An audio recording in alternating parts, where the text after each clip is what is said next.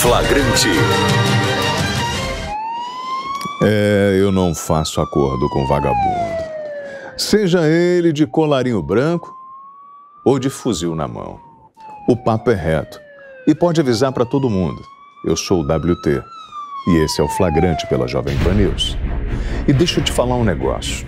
A gente está começando esse papo e ele tem que ser muito reto. 49% dos cigarros que circulam por todo o Brasil têm algum tipo de problema. Ou eles são contrabandeados ou fabricados de forma ilegal e tem gente ganhando dinheiro com isso. E você, quando compra o seu cigarrinho lá na banca, é aquele informal que não é fabricado aqui no Brasil, você está dando dinheiro na mão de bandido. Está dando dinheiro na mão de traficante, de miliciano, na mão de vagabundo. Se você quer um país justo, bota a mão na consciência e para de dar dinheiro para vagabundo. No Flagrante de hoje, eu começo com contrabando de cigarro. Traz a imagem para mim, Mariana. Nós vamos falar desse problema, que é um problema sério, como você vê na imagem.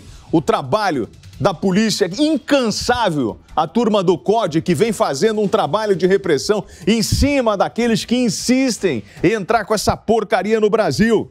A ilegalidade em cima dos cigarros, ela é enorme. E aí a gente fica se questionando, como é que nós vamos mudar essa realidade? O vício não vai acabar, é fato. É muito difícil, eu estou falando como ex-fumante, você largar essa porcaria. Hoje você tem lá adesivo, tem um monte de coisa.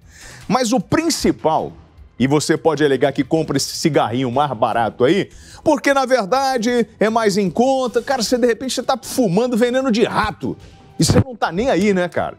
E o pior... Por exemplo, eu vou trazer um dado interessante sobre o Rio de Janeiro. Você sabe que os contraventores, os bandidos do Rio de Janeiro, estipularam que só uma marca de cigarro entrava no comércio popular. Sim, porque tem um dono. Esse dono, ele tem nome e sobrenome. As autoridades precisam capturá-lo e fazer esse cara responder. É claro que tem o aventureiro que atravessa a fronteira e traz esse cigarro de forma irregular. Enquanto isso, nós estamos gastando dinheiro, como os senhores podem ver, para interceptar essas porcarias aqui, ó. E os caras trouxeram até no Escortezinho. Esse Escort, quando lançaram, era um carro maneiro pra caramba, né? É legal, tem uma galera aí, a turma do clube do Escort. O cara enfia maço de cigarro. Não, Estopa, lá não dá. Maço de cigarro não entra ali naquele receptor do cinzeirinho. Não. Nem no escapamento. Até porque, Estopa, escapamento não é entrada. Escapamento é a saída do ar. E esses caras ficam fazendo. Então, assim, ó, o nosso registro sobre mais uma apreensão de cigarros no Brasil, o que é uma coisa corriqueira, e você pode achar que é uma coisa simples, um problema... isso não é nada demais, seu William. É sim, porque isso movimenta muito dinheiro e vai levar dinheiro justamente para o cara que tem todo o esquema de contrabando. A gente está falando aí de um maço de cigarro de R$5 que ele ganha. Mas você tem que entender que ele vende quantos maços de cigarro por dia na ilegalidade. O cara paga lá, sei lá, 50 centavos, R$1 no maço, está vendendo a 5 quando chega aqui. Você tem noção do lucro que ele leva? E ele vai financiar isso com o quê? Para! Ó, falar um negócio até para aproveitar, queria dizer um negócio para bandidagem. Nós estamos aí comemorando, inclusive, a chegada de novos integrantes na Polícia Militar no estado de Minas Gerais. Quero parabenizar aí os 1.388 militares mais novos promovidos a cabo. Um abraço aí para a corporação em Minas Gerais, aqui no estado de São Paulo. O meu desejo de muito sucesso para os senhores que entraram na Polícia Civil do estado de São Paulo. São 66 delegados de polícia, 143 agentes de policiais, 48 agentes de telecomunicação, 36 auxiliares de papiloscopista, 84 investigadores de polícia, 12 caras. A turma, no total, são 2.258 policiais civis que foram contratados, na verdade, desde 2019. E essa turma tá aí. Nós tivemos hoje nomeados 389 novos policiais civis no estado de São Paulo. E essa rapaziada que vem chegando ao longo dos anos, principalmente nesse momento de pandemia, vem fazendo a diferença. Ô, Estopa, vamos lá. Aquela história da emboscada da polícia, do tal do abajur. Tem um negócio do abajur. Tem um tempo atrás que eu acompanhei uma situação lá no Complexo do Alemão. Mataram, inclusive, você tá vendo as imagens, ó, é Rio, né? Você tá vendo as imagens. Fizeram a emboscada pro policial. Olha ele tentando se proteger, deitado, e o tiro. Você viu o tiro batendo ali? Você viu o tiro aqui? Volta a imagem. Vamos lá, Magal, vamos lá. Aos poucos. Gagal, vou ressuscitar você em programa policial, Gagal. Gagal, agora ele se sente, ele virou DTV agora, ele fala, não, o Rosinha não tá comigo hoje. Rosinha teve um problema familiar. Aqui, ó, você tá vendo os tiros onde estão acertando? Essa é a realidade dos policiais do Rio de Janeiro. O outro policial corre, eles estão fugindo. Por quê? Foi uma emboscada, bandidos armados atiraram contra a viatura da polícia. A banalização, eles perderam o respeito. Morador correndo, policial se jogando no chão. O policial sentiu que ia bater de frente com o bonde. Já deitou e já se preparou. Já se abrigou atrás do carro. Os bandidos largaram o aço em cima da PM. E aí depois vem o senhor ministro falando, não, ele não pode entrar na favela do Rio de Janeiro. Senhor ministro, olha isso, amiguinho. Deixa eu falar uma coisa pra você. Você que tá acompanhando o flagrante. Você sai da sua casa, você tem que esconder a sua carteira, a sua farda.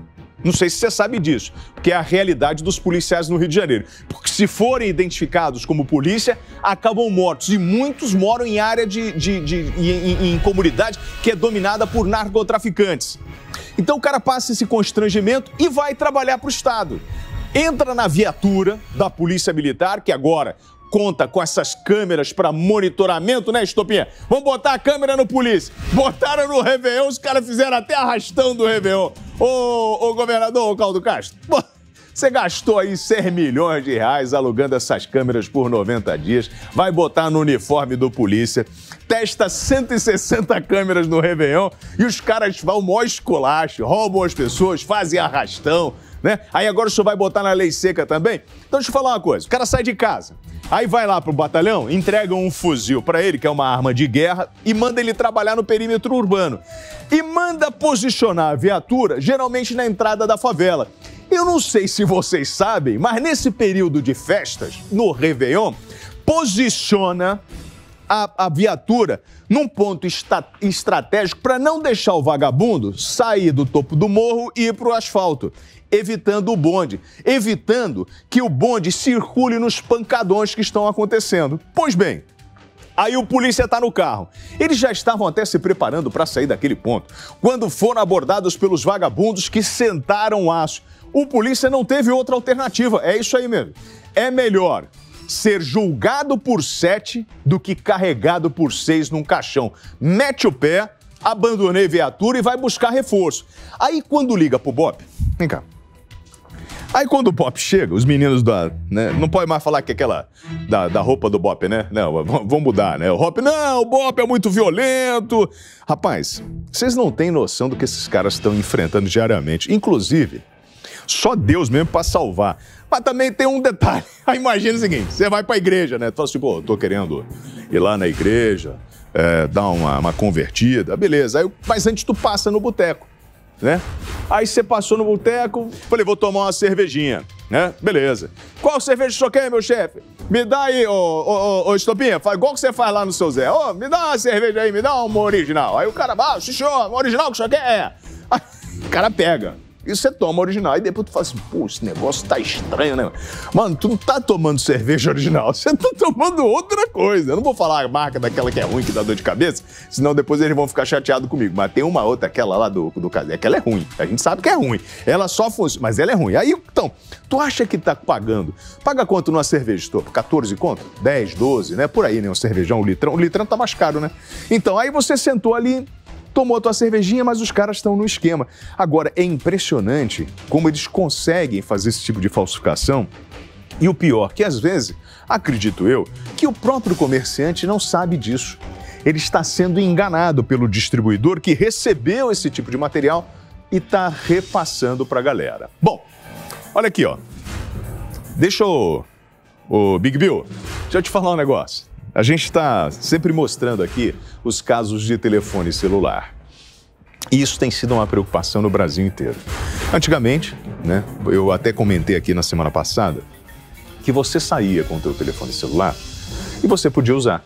Só que hoje, em função, tem telefone de 12 mil reais. Ninguém anda com 12 mil reais na mão, assim, ostentando. Infelizmente, quando você vai para Portugal, por exemplo, você pode tranquilamente usar seu telefone lá. E ninguém vai te perturbar, ninguém vai te roubar no meio da rua. Em Portugal tem batedor de carteira, lá no centro de Lisboa. Mas na rua, você pode andar tranquilamente com seu celular. Aqui no Brasil, nos principais centros, São Paulo, região da Paulista, Consolação, Rio de Janeiro, Presidente Vargas, Copacabana, BH, aonde você for, nos grandes centros, tem essa molecada que vem de bicicleta e você dá bobeira e ele dá o bote. Eu tenho aqui uma imagem do celular, não sei se é esse o caso, os senhores sabem que eu não vejo os vídeos antes. Para mim, é tudo surpresinha. Como os senhores, quando o senhor abre o seu WhatsApp, inclusive eu gostaria que os senhores participassem, mandando mensagem para mim. Cadê meu celular, hein?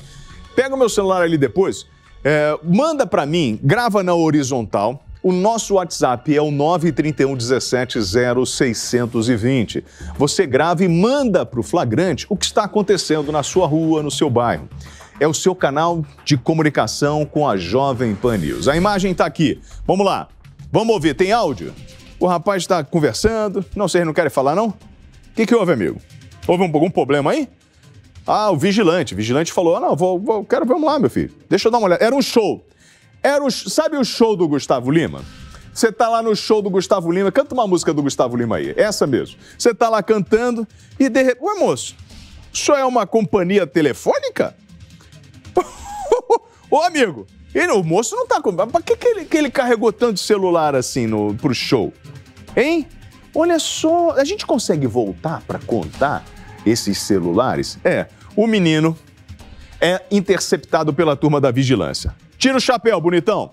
Bom, isso. Bom, vamos firmar. Bota a mão no rosto e fala assim, ih, lascou. Levanta a blusinha e vamos continuar. Aí vai tirando. Vamos tirando, filho. Vamos lá, levanta aí, ô bonitão. Chega de palhaçada. 1, 2, 3, 4. Ó, tem um rosinha, ó. Vai no peitinho também, tem 5, vermelho. Tem mais telefones? Show 6. Tem mais aí? A barriga tá aparecendo. 7, 8, 9, 10. Tem 10, ele tem mais não? Parou? Vê se tem mais, que ele foi botar a mão no bolso, vê se tem atrás dele lá. Isso, ó, vai tirar mais um aí, e o vigilante tá falando, e o senhor tem nota fiscal desse? Ah, botou mais um. Já tá em quanto? Já perdi a conta. Então, e esses caras, esse tipo de ladrão, né? Esses caras estão agiram no Réveillon. Esse foi o show do Gustavo Lima. Não, é um bolo de celular, né? Dá até para comemorar. O que eu queria saber é quanto um melequento desse fica preso. Mais de 30 celulares com o menino lá. Ele foi botando aqui na cintura e ele passava, eu não sei se ele era o furto quando não vai dar nada, Mari. Ele vai lá, vai olhar para a cara do delegado, vai dar um trabalho pro polícia, porque o polícia vai ter que ir lá, algema, leva pra delegacia, bota no papel, o delegado já olha e fala assim, pô, você de novo aqui, né, Zé? Tá enrolado aqui, né, irmão? Tu de novo nessa palhaçada de roubar celular? Senta aí conta a história. E o cara conta uma história triste, aquele papo todo, e ele sai pela porta da frente rindo da cara dos outros. Se bobear, ainda vai pedir um café na delegacia. E você fica no prejuízo. No Réveillon foi assim. Nas grandes festas, não é porque o carnaval agora cancelaram, pelo menos 10 cidades, 10 estados não vai ter carnaval, não vai ter em Olinda, não vai ter no Rio de Janeiro, não vai ter em São Paulo.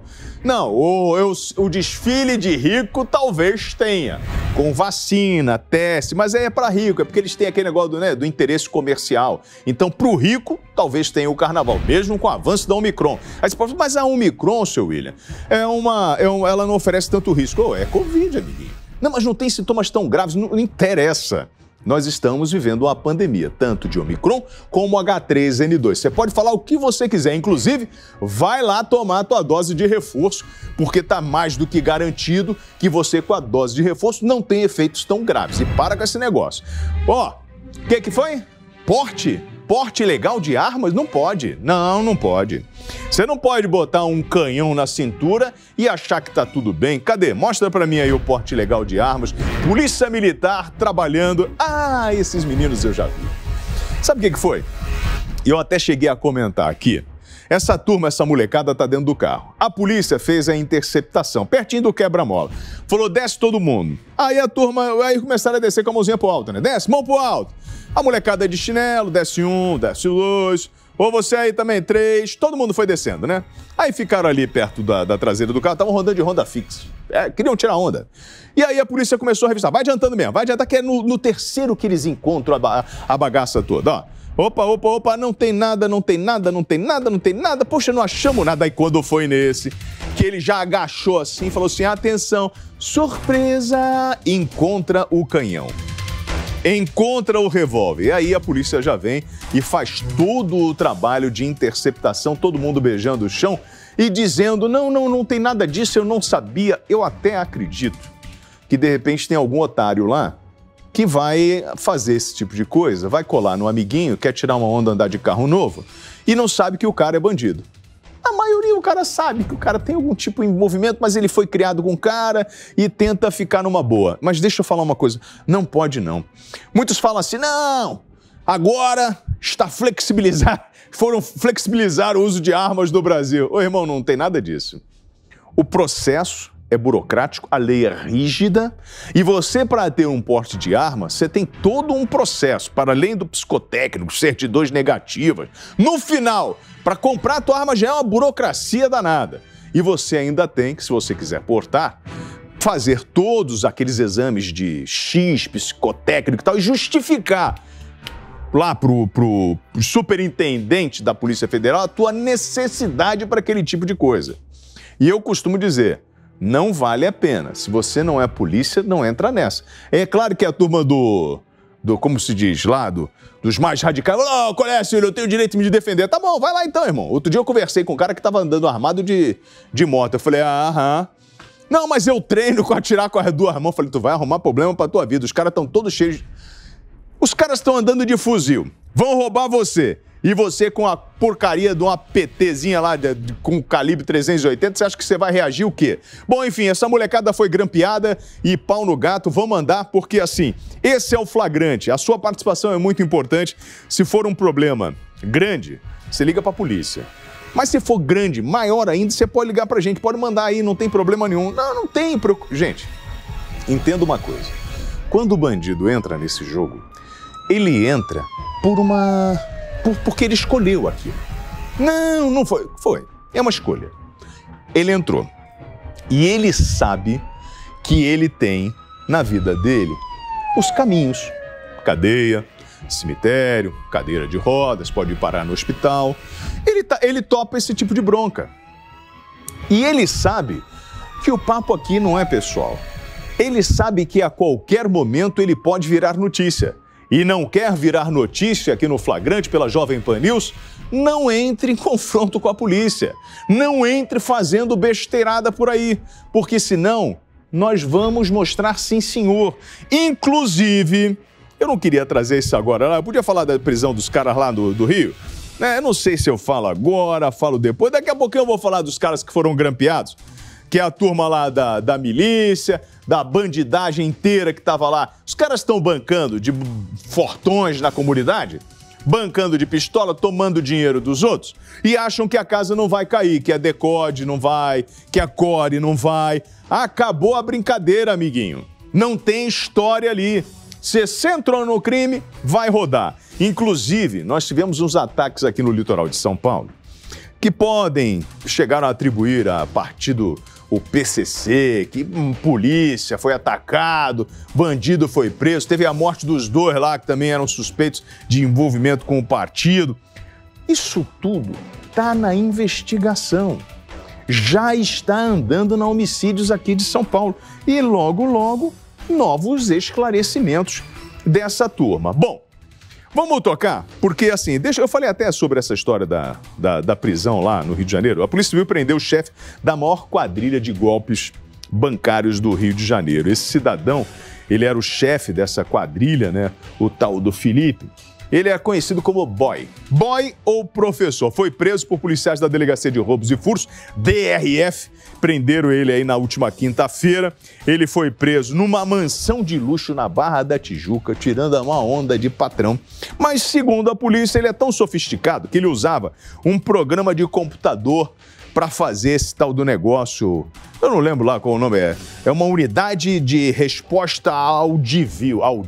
É um troço daquele lá. E o cara fazia uma festa, malandro. Só que uma hora a casa cai e foram lá. Ele tinha até... Sabe aquela motinha elétrica que tá mó onda aí agora? Então tá tirando botinha elétrica, condomínio de luxo. Agora, malandro, vai pra delegacia, senta com a perninha fechada, que é pra não ocupar espaço, tá bom? E vai perder um dinheiro agora para tentar se defender. Você tem o direito de se defender, mas o que estão botando nas tuas costas aí é que você tava numa velocidade... Tem mais aí? Vamos lá, que vem na 2. Me dá mais um flagrante aí. Esse é o flagrante pela Jovem Pan News. O nosso telefone é o 931 17 0620. De novo, você do roubo do celular, a menina saiu correndo e depois foi o cara abordando a turma que estava sentada comendo como se diz, um salgadinho. Por que eu estou mostrando de novo essa imagem aqui no flagrante? O show mostrou na semana passada. Sim, mostrei na semana passada. E aí me vem a turma do mimimi, cheios de historinha. O senhor não pode falar assim do bandido, porque isso é um cidadão. Isso aí... Eu falei, como é que é o negócio? Como é que é o negócio? O bandido é cidadão. Eita! E aí eles ficaram vitimizando o cara, mano. O cara que tá armado, roubando a família. A turma do mimimi veio me criticar porque eu dei uma marretada nesse tonto. Deixa eu falar algo, vocês não têm um tanque de roupa pra lavar na casa de vocês, não? Do que ficar na internet jogando conversa fora pra cima de mim? Vocês acham mesmo que eu tô preocupado com esse papo furado que vocês ficam aí defendendo o vagabundo? Ô irmão, vagabundo é vagabundo. Não me misturo. E eu não quero saber. Eu não vou olhar pro cara que tá com uma arma na mão, amedrontando uma família, fazendo a garota correr por causa de um celular. Porque é esse mesmo vagabundo que vai tirar a vida de um trabalhador. É esse vagabundo que vai tirar a vida de um trabalhador, que vai tirar a vida do seu filho e da sua filha. Você da turma do mimimi aí, que fica com essa palhaçada danada. Eu acredito na recuperação do cara. Na ressocialização, sim. Claro que eu acredito. Agora, a partir do momento... Deixa eu te falar uma coisa. Lembra do Sivuca? Aquele da frase do bandido bom é bandido morto? Pra mim, bandido bom é bandido preso e ressocializado. Mas eu conheci o Sivuca. E o Sivuca, no meio de um papo, falei, pô, Sivuca, repercussão isso aí. Ele que fez parte dos 12 Homens de Ouro. E a gente almoçando, ele falou, William, deixa eu te falar uma coisa. Quando o cara vai para um sinal de trânsito, um moleque, seus 14, 15 anos, e ele tá com 38 na mão, eu encaro ele igual um homem de 38 anos de idade. Eu não quero saber se ele é um moleque, se ele é o quê. Ele tá com uma arma apontando para mim. Então não tem história. A hora que esse cara mostrou aqui, e eu tô reprisando essa imagem justamente para você entender isso aqui. Ô mimimi, não vem com historinha para mim, tá claro. A família tá lá, sentadinha. A menina passa correndo, desesperada, que estão tentando roubar o celular. Depois ele não consegue pegar a menina e vai abordar a família. E aí, para um cara desse tirar a vida de um trabalhador é muito fácil. Não, mas é a desigualdade social. Vagabundo é vagabundo. O cara não quer. Função dele, tá na carteira de trabalho. 157. É ladrão. Não, eu sei, Mari. Eu sei. Não, mas eles não podem ficar com esse discursinho, com essa historinha de que não, o show tá muito agressivo. Não, irmão, eu que tô agressivo. O cara sai com uma arma na mão, arregaça, amedronta todo mundo. E eu sou agressivo? Vocês estão de brincadeira. Os caras estão aí bancando nas biqueiras, nas favelas, bancando de fuzil, dando tapa na cara de morador, estuprando menina. E vocês vão continuar com esse mimimi, com essa historinha aí? Não, só ele é porque a polícia é muito violenta. É. Você sabe por que a polícia é muito violenta? Porque o vagabundo é muito violento. E aproveitando que você pode denunciar, eu queria trazer em destaque aqui no Flagrante o desabafo de uma amiga nossa, que ela fez o seguinte, ela falou, seu William, o WT, gostaria de pedir a sua ajuda porque eu trabalho na 9 de julho, no Itaim Bibi, aqui em São Paulo. Moro em Guarulhos. A estação Armênia está abandonada e nós, mulheres, que precisamos trabalhar e descer no ponto de ônibus na praça depois das 21 horas, estamos sozinhas todos os dias. Presencio um roubo de bolsa celular o tempo inteiro. A praça não tem iluminação e eles parecem ratos correndo e fazendo vítimas. Por favor, nos ajude. Então, a dona, eu vou dar só as iniciais, V e L. Dos dois. Verônica. Não, entendeu, né, Vê? Então tá bom. Olha aqui, turma do Código de Posturas aí da cidade de São Paulo, a turma do Itaim Bibi que cuida dessa região, vocês poderiam cuidar da iluminação pública, que eu já falei aqui, que a sensação de insegurança aumenta quando você não tem iluminação pública. Atenção, senhores policiais que cuidam dessa região ali da 9 de julho, no Itaim Bibi. Os senhores podem fazer um favor de dar uma rondinha ali? Atenção, guarda municipal aqui de São Paulo. Vocês podem também dar uma passadinha, leva a rapaziada e faz uma presença. Tá rolando depois das 9 da noite. Não, eu não sou caguete, não. Eu tenho até meu coelhinho branco. Vem cá, coelhinho branco. Meu coelhinho branco de olhinho vermelho. Ele é barato. Ele me conta umas histórias, sabe? Ele me conta e me traz determinadas informações. E se você quiser, pode mandar a informação para o WhatsApp da PAN. É o 931 17 0620. Ou então me acha aí na rede social, W Travassos. Manda para mim a mensagem, só eu tenho acesso a as redes sociais, então fica tranquilo, manda o catuque que eu não vou guardar segredo, vou nada. O quê? Eu já falei no metrô? Não, a menina lá do metrô aqui no Itaim. Mari? O quê, Gagal? Gagal é o nosso diretor de TV. Ele é cantor nas horas vagas, ele canta aqui no Baixo Augusta. Ele é cantor. Canta mal que é uma beleza. Ele me chamou para um show dele, mas eu não tive paciência não, fui embora na primeira hora. Quando ele começou imitando o Roberto Carlos, eu não aguentei, mano. Ele, você, meu amigo de fé, meu irmão, camarada. Eu falei, vou embora que ele deve ter bebido muito. Mas vamos lá então. Me dá a imagem lá do metrô de Brasília. Não, você não ia me dar a imagem do metrô de Brasília? Você tá doido? Primeira perseguição. Olha aqui, ó. É o pega-ladrão. Ele quer brincar de pega-ladrão. Antigamente tinha essa brincadeira. Nossa, rapaz. O polícia parou o ladrão. Ele tá com aquela cordinha pra arma não cair, né? Você sabe, aquela cordinha, ela ajuda pra caramba. O que já teve... Os meninos pararam ali, parece... Volta. Não tem uma música do El Chan, né? A gente podia botar uma música, né, cara? Porque o cara dançou... Ou então aquela música que eles dançavam lá no Pânico, lembra do Siri? Que eles andavam do lado pro outro. Olha o cara como é que tá andando igual o Siri. Ele sai do carro andando igual o Siri de ladinho. Olha, quer ver? Ele vai parar ali, ó, deu uma voltinha. Aí ele vai... Quando ele vira... Olha lá o Siri. Não parecia aquela dança? Não viralizou aquele negócio do Siri? Então... estou... Não, eu não vou dançar aquela do Siri. Não, aquela dancinha assim, que os caras dançam... Adoro! Ai. Poxa, botou os meninos no chão, chefe. O senhor botou. A Polícia Militar do Distrito Federal abordou os meninos da dancinha do Siri. Os meninos... Olha lá a dancinha do Siri. Vamos lá, bonitinho. 3, 2, 1, junto contigo. Nós vamos dançar juntinho. Vira, isso, pra cá, pra lá. E aí depois... Ladrão, segundo a polícia. Botou todo mundo no chão, fez o trabalho, que não é um trabalho fácil. A gente brinca aqui, mas no fundo, esse é um momento de muita tensão. Eu não sei se os senhores observaram que no momento da abordagem, para além dos 3 que saíram do carro, nós tivemos o momento em que a polícia vai para frente do veículo e verifica se tem um outro integrante atrás. Puxou a 40, abordou, uma pistola 40. Tá com aquela cordinha, abordou. Assim que faz a abordagem, aí você vai ver que a câmera tá no uniforme do policial, ele vai se movimentar, no adiantar da imagem a gente vê isso. Ele sai, enquanto isso os colegas estão fazendo a abordagem do veículo lá na frente, olha lá, abordando o veículo para ver se tem mais gente no veículo. Viram que não tinha ninguém, a rapaziada foi pro confere. A rapaziada entrega, então, ao senhor doutor delegado e aquela história. Não entra em confronto com a polícia e não sai tentando a sorte. porque o azar é certo. E eu volto a dizer aqui, a chuva que molha o caixão, ou melhor, a chuva que molha o defunto, molha quem carrega o caixão. Ponto.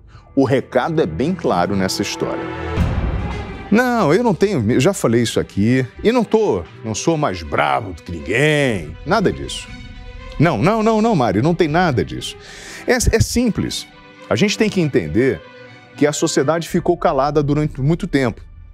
Não, tem esses programas policiais aí, mas o que a gente vê com o passar dos anos, né, é o cara que vai cobrar da política, é o cara que vai ficar naquela história do crime passional, é aquela coisa que parece que ninguém está querendo resolver o problema, só se autopromover. Eu não tenho acordo, como eu disse aqui, com ninguém. Quem paga o meu salário é a Jovem Pan News. E eu tenho liberdade para mostrar e cobrar de quem eu quiser, desde que eu tenha o argumento correto. Então, assim, eu vou cobrar e eu não tô nem aí. Pode ficar com carinha feia, porque cara feia para mim é fome. O último que fez cara feia para mim tá com mais de 200 anos de cadeia preso. O quê? Aquele cara lá do Rio? Tava eu numa cerimônia da PM, ele desviou. Tava do lado dos oficiais, ele não falou comigo. Pô, claro que ele não vai falar, Mari. Ele sabe que eu não tenho acordo com esses caras. Desviou, agora tá lá. Isso, tá... Não vai sair não, tá agarrado. Roubou muito. Vamos lá, girando e trazendo informações no flagrante. Fogo no metrô, agora sim, isso foi em Brasília. Correria, a turma da manutenção chegou correndo. Você tá vendo o corre, agradecendo aí a Francis, a Paola Cuenca, a nossa equipe de Brasília, Zé Maria Trindade. E Zé fica apavorado com o flagrante, fala, meu Deus do céu, William, o que aconteceu com você? Eu falei, não, Zé, tô botando a boca no trombone, fica tranquilo. E aí a turma dos homens do Corpo de Bombeiros chegaram para aliviar a situação, a composição começou a pegar fogo, deu uma dor de cabeça, o transporte parou, o povo começou a filmar e mandou aqui pra Jovem Pan, agradecendo a você que tá pegando esses flagrantes e mandando pra gente no 931 170620. É o flagrante no ar aqui na Jovem Pan News. Não acompanha aquela tartaruga lá, não. Não, a tartaruguinha é muito leve, meu irmão. Tartaruga é aquela história. Você sabe o que acontece com o cara, né? Quando ele vai tomar conta de tartaruga. Se ele for muito lerdo, a tartaruga fica grávida ou foge. Então, não fica lá naquela historinha, naquele papo pra boi dormir, que não vai a lugar nenhum.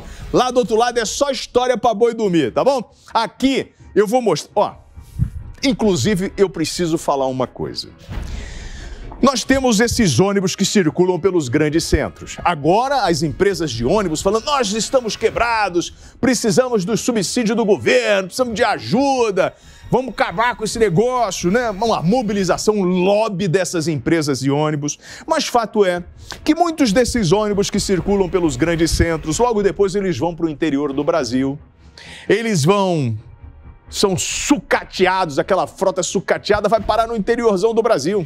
Como se o cara do interior do Brasil não precisasse de um transporte de qualidade. É vergonhoso o que acontece no país.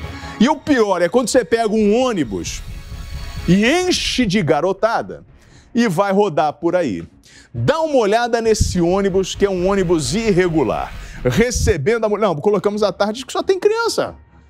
Olha lá. Está escrito Senhor Jesus, e entupido de crianças, só que é um ônibus irregular.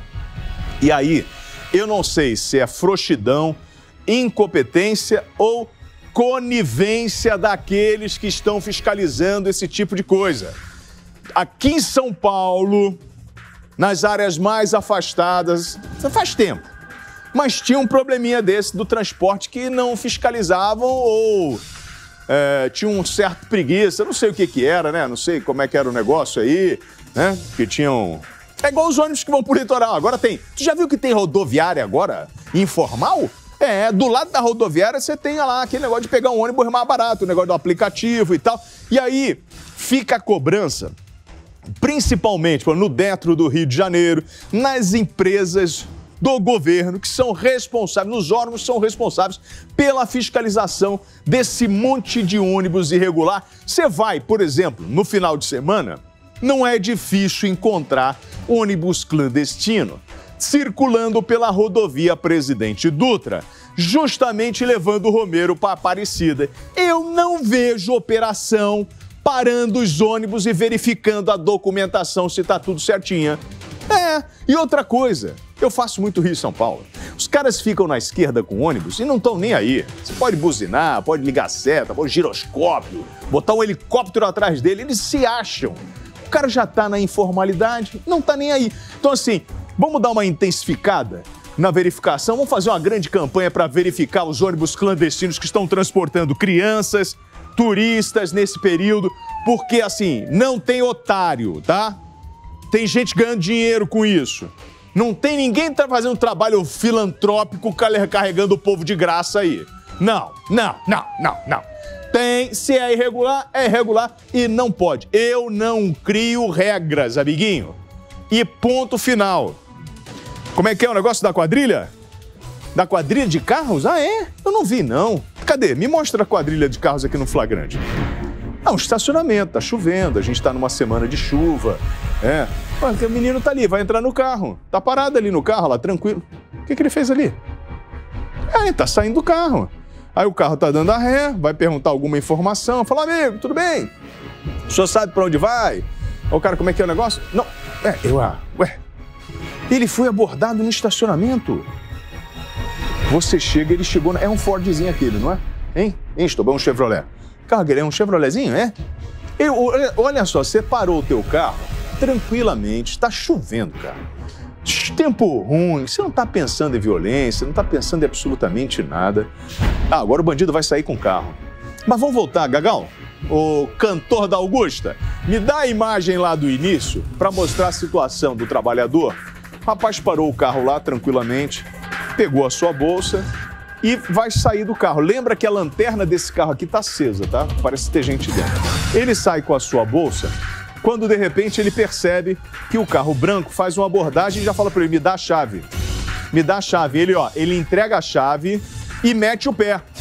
E larga a chave no chão. Como é que é o negócio? É um Corsa, é um C3 esse aqui e outro é um Corsinha, não é isso?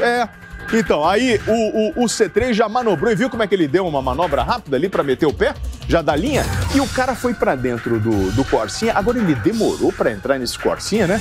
Ele ficou ali enrolando, e eu não sei, mas a impressão que eu tenho, não sei se vocês concordam comigo, que esse Corsinha aqui, o outro, que parecia um Corsa, tá com a lanterna ligada, não tá?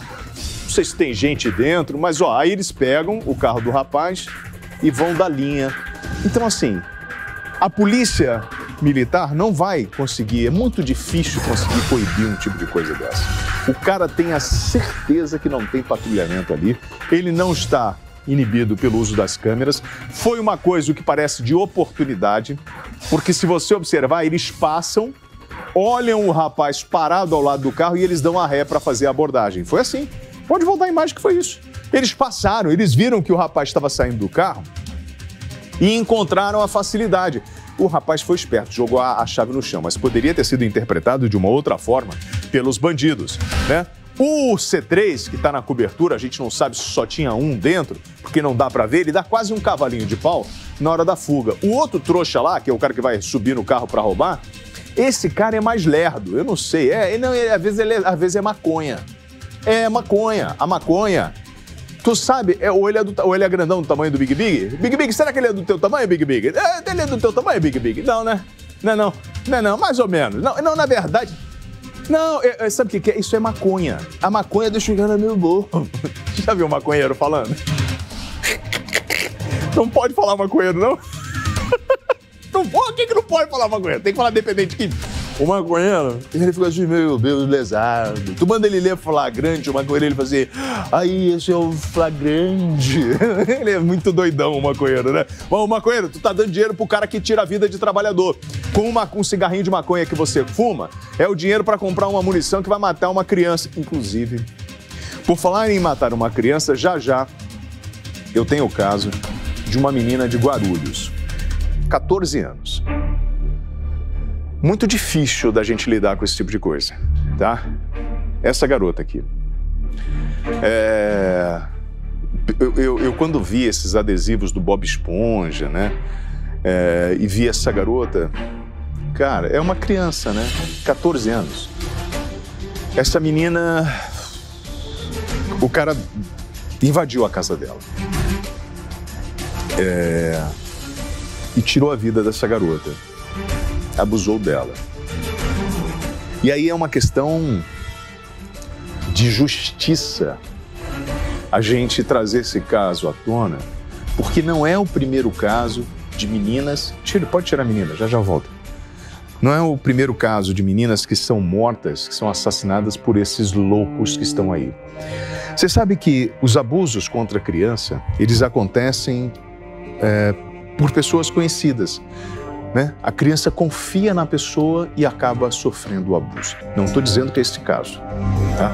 Mas às vezes é um vizinho, às vezes é um tio, às vezes é até o próprio pai ou a própria mãe que comete um abuso desse. A gente vai trazer esse tema hoje aqui no Flagrante, inclusive com a doutora Eliane Passarelli. Uma mulher que vem... Eliane Passarelli, ela vem há anos lutando, né? Ela vem lutando para combater esse tipo de coisa. Foi uma das melhores comentaristas que eu já tive. A doutora Eliane Passarelli, ela é uma pessoa que tem um respeito e um carinho muito grande. Já eu vou mostrar para vocês. Nós estamos essa semana, pelo menos até o dia 10, com uma instabilidade climática muito grande aqui no Brasil. Inclusive, ontem, sexta-feira, nós tínhamos 2 pontos de alerta máximo, que era na região de Belo Horizonte e também a região serrana do Rio de Janeiro, em Nova Friburgo, parte de Goiás, quase chegando ao Distrito Federal. O Instituto IMET já trazia esse alerta de grande perigo em função do índice pluviométrico. E eu vou mostrar para vocês uma imagem de um resgate do carro. É essa a imagem que está pronta? Não, essa é da turma da corda, né? Porque teve aquela imagem lá daquela senhora, lembra? Do carro que ela tentou sair. Nossa! Não, mas essa aí é da correnteza? Ah, que tiraram ela. Olha lá, gente, olha lá, é isso mesmo, olha lá, é essa mesmo. É porque essa outra é outra imagem. Foi da correnteza, ela foi arrastada pela correnteza e só conseguiram resgatar a senhora ou tirar ela daquele ponto com cordas e com a ação justamente dos policiais que estiveram envolvidos e de voluntários quando perceberam. Olha lá, olha como é que tá. Gente, você tentar sair justamente de uma correnteza, de uma situação de perigo, depois de uma descarga de adrenalina, depois que tudo passa e você vê que você tá bem, nossa, você perde as forças. É a hora que você vai chorar, é a hora que você vai perder as forças nas tuas pernas. A gente está mostrando esse momento do resgate e fica aqui uma recomendação importante nesse período de chuvas.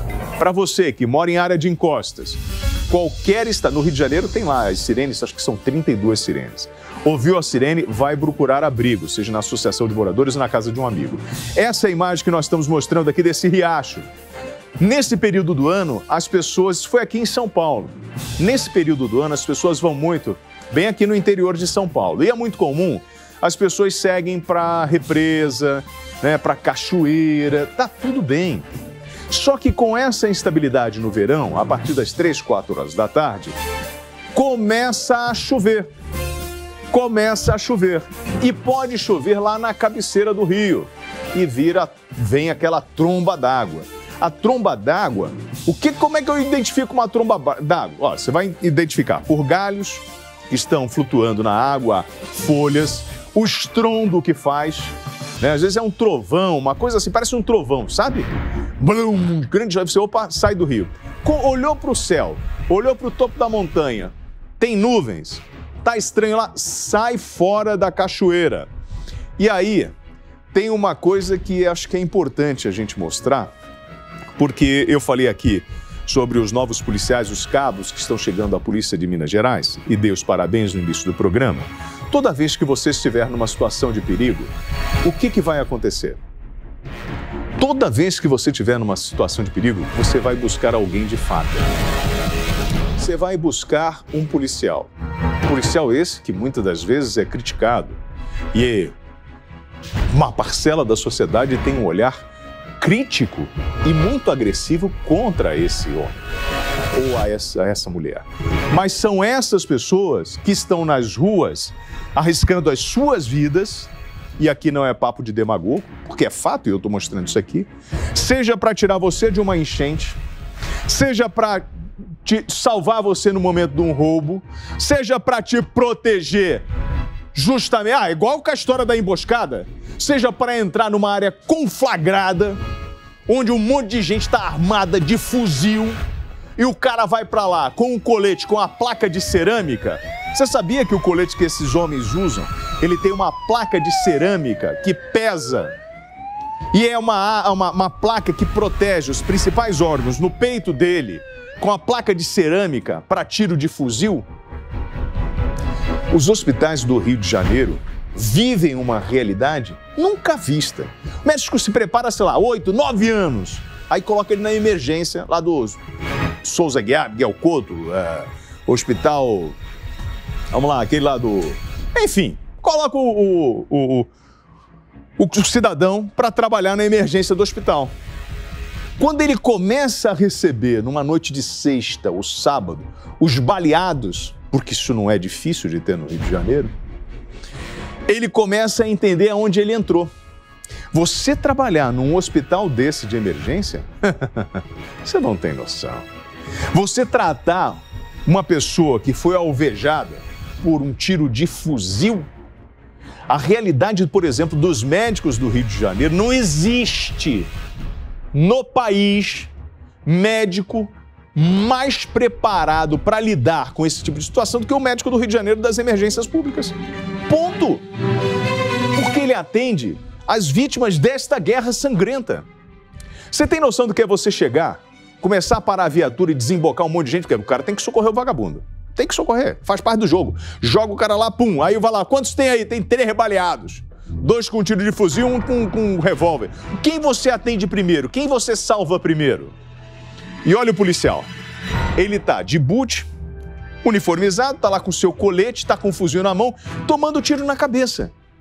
Ou então ele tá segurando uma corda para resgatar você de uma enxurrada. Como é o mesmo cara que eu mostrei na semana passada, que desengasgou um bebezinho de 17 dias. E esse cara, que muitas das vezes a galera olha, ó, o bebezinho lá. Essa foi do Engasga Bebê. A mãe, 17 dias a criança, chega lá no posto policial. O policial ficou desesperado.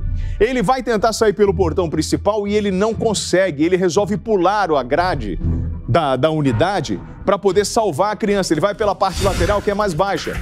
E aí ele aproveita ali o degrau e pula e vai socorrer, vai fazer a manobra para socorrer a criança. Então o que a gente tem que entender nessa porcaria de país, que o cara que está uniformizado, ele não é um ditador, ele não é um opressor, ele é um cara que está ali para atender a sociedade. Será que alguém vai entender isso e vai dizer isso? Porque essa porcariada de mimimi fala o seguinte: não, ele é um opressor, é um Estado opressor. Ah, é? E esse lado aí é o quê? Hein? Você acha mesmo? A formação de um cara desse, e eu já falei aqui, para você, ele não tá ali para matar ninguém. Ele tá para salvar vidas. Mas é claro que o maconheiro não quer ser incomodado. O chincheiro, o cara do pó, que vai lá dar aquela narigada porque não tá feliz na vida e quer ficar legal. Então, a todos os policiais, obrigado pela audiência. Bom, agora nós vamos falar sobre o caso desta menina aqui, desta mulher. Essa que aparece segurando a foto, eu já estou com a irmã dela aqui, a Sara. Thalita, 34 anos a tua irmã, não é isso? 37. 37 anos, me perdoe. Isso. Sua irmã tem um relacionamento com um homem, inclusive eu tenho a foto dele aqui, já estou com a foto dele, pode mostrar.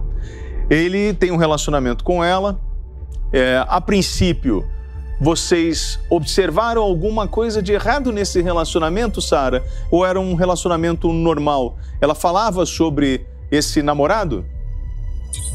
A gente percebeu que ele era bem ciumento e ele foi proibindo ela de ter contatos com os próprios amigos, com familiares.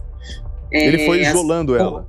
Isso, roupas dela, ele proibia ela de usar certas roupas, até mesmo com o chefe dela, as pessoas do trabalho dela, não podia ter contato com ela. Ela já chegou até a pedir para que pessoas do trabalho dela não enviassem mensagem para ela após as 10 horas da noite, que não podia. E como ela era coordenadora de equipe, então ela tinha que ter contato com essas pessoas, e às vezes ela trabalhava muito, fazia as escalas de plantões, às vezes ocorriam coisas no meio da madrugada no hospital, a qual ela tinha que estar a par de tudo, mas que ela não podia, eles não podiam enviar, mandar mensagem para ela, entrar em contato com ela, porque ele tinha ciúme, né? E assim, a gente foi percebendo que ele sufocava ela, ele não fazia bem para ela. E a princípio ela morava em Itaquaquecetuba com os meus pais, e o trabalho dela sendo em Guarulhos, ela mudou para uma residência para ficar próximo do trabalho, e consecutivamente ficou mais próxima dele também. Sim. E com isso foi o meio até que a gente, infelizmente, teve muitas coisas que a gente veio obter informações somente depois do ocorrido, porque ela escondia da gente, porque ela sabia que se ela nos dissesse o que realmente estava acontecendo, como a gente já não queria muito relacionamento dos dois, então se a gente ficasse sabendo dos detalhes que ela vivia corriqueiramente, rotineiramente, a gente não ia admitir que ela continuasse com ele, e por ela querer estar com ele, né? Então ela omitia essas informações da gente. Esse relato... Mas a gente sempre percebeu, sim, que ele fazia mal para ela, que ele sufocava ela, que ele não tinha o mesmo carinho e atenção que ela tinha por ele, e ele não era recíproco. Então, você sabe que isso que você está narrando pra gente é o perfil, né, justamente desse homem que quer dominar. Ele primeiro, ele começa a controlar, né, a roupa, as amizades, o telefone celular. Depois, de alguma forma, ele começa a controlar com quem a pessoa vai estar. Ele, dentro da sua loucura, da sua psicopatia, enfim, ele começa a afastar a pessoa que pode oferecer algum tipo de abrigo, né? Ele quer dominar e, assim, ele não quer que elas se relacione com família, porque a família vai perceber em algum momento e vai alertar ela sobre essa coisa doentia, né? Do controle, da possessividade, enfim. E isso é uma coisa que a gente vem observando em vários casos, né? E tem um detalhe importante. Às vezes, por amor, né? Ou por medo, as pessoas não falam. Elas evitam para não criar problema, ou porque tem medo do opressor. Elas ficam se isolando e permitindo esse tipo de coisa. E isso, às vezes, por amor, né? Por gostar de alguém. E nós não estamos aqui, para julgar nenhum tipo de sentimento e tentar aqui questionar o que ela sentia por ele, ou por que ela fez isso. Não, a ideia não é essa. Até porque ela é vítima. Sim. Ela não é culpada disso. Pelo contrário. Porque a gente sabe que se você tem, por exemplo, eu costumo falar aqui, por exemplo, 171, né? O estelionatário, quando você senta na frente dele, ele te conta uma história tão mirabolante que você fica com pena dele, que você compra um terreno em Marte, porque ele tem essa habilidade de te enganar. O louco, o psicopata, o cara que tem uma psicopatia, e ele é um cara assim, um dominador, um opressor, ele tem todo um jeito de envolver a pessoa. E vai isolar você da tua família, porque é ali que é a maior dificuldade dele, porque ali tem amor. E o amor faz a diferença na vida de uma pessoa. E ele sabe que esse amor pode atrapalhar o poder de dominação dele. Pois bem, sua irmã, então, morava em Itaquaquecetuba, trabalhava em Guarulhos, sai de Itaquá, vai para Guarulhos porque está mais perto do trabalho, fica mais perto dele, longe da família. Ela Exatamente. Fica cada vez mais isolada e controlada até que... Isso. Aí, até que ocorre o que a gente mais temia e que, por mais que a gente tivesse medo do fato de eles terem um relacionamento desse jeito, uma vez a gente chegou a presenciar uma discussão, os dois, o qual depois resultou numa agressão dele, né, contra ela. E a gente jamais imaginou que pudesse chegar nesse ponto. Sara. Porque assim, como de fato, como eu falei anteriormente, ela não nos relatava nada, nenhum tipo de situação, porque depois a gente ficou sabendo que por várias vezes ela chegava no trabalho com hematomas, pessoas do convívio dela, do trabalho dela, Sara, procuraram ajudá-la, mas eu já cheguei aí com ela numa delegacia, fiz um boletim de ocorrência, o qual ela, quando ele foi intimado para depor, ela retirou, né?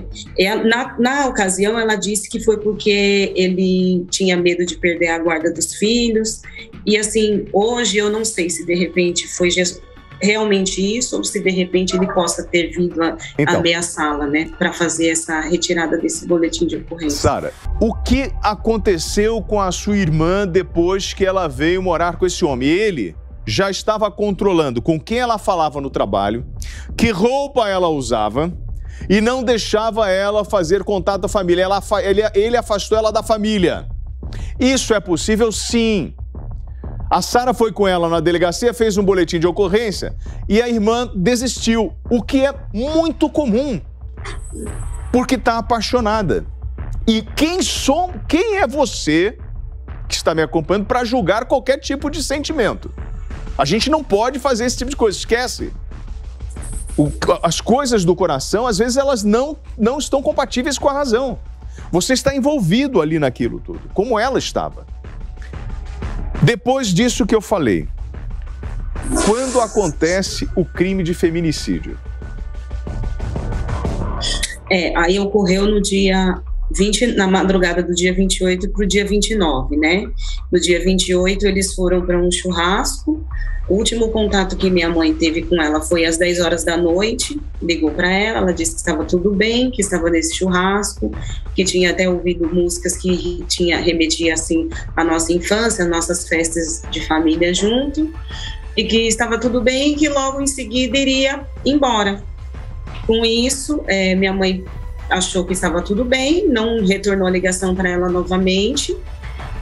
Já era tarde no domingo, né, após a ligação, a última ligação foi às 10 horas da noite, aí depois, na segunda-feira de manhã, uma amiga dela, que também é do trabalho dela, nossa amiga em comum, entrou em contato comigo, dizendo que tinha tido uma discussão entre eles, para eu acompanhar ela até o hospital, mas nunca passou pela minha cabeça que tivesse sido por isso.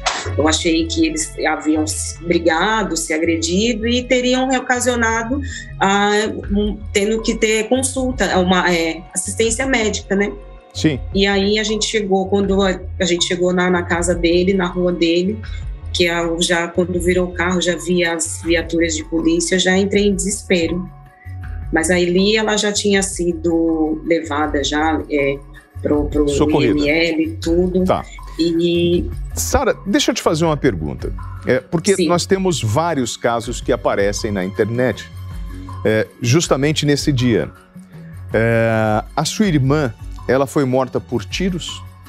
Isso, foi com um tiro na cabeça. Me dá a foto desse senhor. Não, eu quero aquela do Procurados, né? Porque ele está foragido ainda, certo, Sara? Ainda, infelizmente. Esse senhor, que é o autor, segundo a polícia, dos disparos. Esse caso foi registrado lá no 7º Distrito Policial de Guarulhos? Isso, no 3º DP. No 3º DP. Porque, na verdade, a ocorrência ela foi para o 7º Distrito Policial de Guarulhos, depois ela segue para o 3º DP. Correto. Não é isso? Correto. Então, esse senhor que está sendo procurado por homicídio, senhor Davi Rodrigo Ribeiro, é o principal suspeito, já que ela foi encontrada morta na casa dele. Não é isso? Mas ele confessou, né, que foi ele que foi o autor.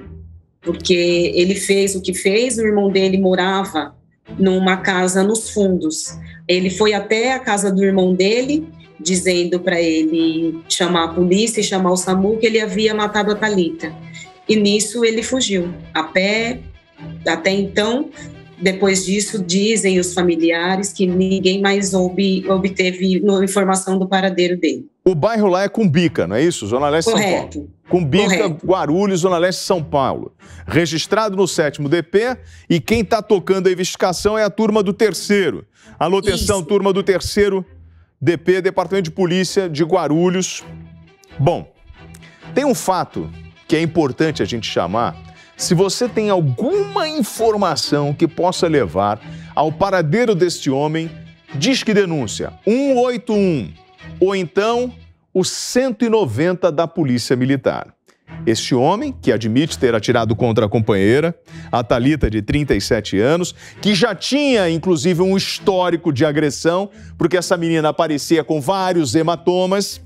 Pois bem, tem um dado interessante, porque nós temos uma lei de 2015, é a lei do feminicídio, que prevê que assassinatos cometidos por companheiros ou ex-companheiros da vítima sejam registrados justamente como feminicídio. E tem um dado interessante: quase 15% dos homicídios de mulheres cometidos em 2020, em que os autores do crime eram parceiros ou ex-parceiros das vítimas, não foram registrados como feminicídio no Brasil. E aí, eu vou pedir ajuda de uma pessoa que acompanha e já trabalhou comigo. Ela é especialista nisso. Eliana Passarelli. Você poderia se apresentar para o nosso público e dizer o que você faz na sua vida? Qual foi a sua profissão? Ainda é, né? Eu sou procuradora de justiça, pertenço ao Ministério Público do Estado de São Paulo, promotora de justiça há mais de 35 anos e trabalhei muito tempo no Tribunal do Júri. E aí, então, Eliana, a minha especialização é o júri.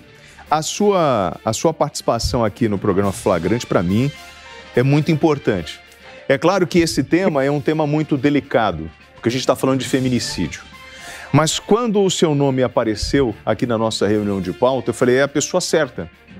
Porque Eliana vive isso diariamente, né? Acompanha isso há anos.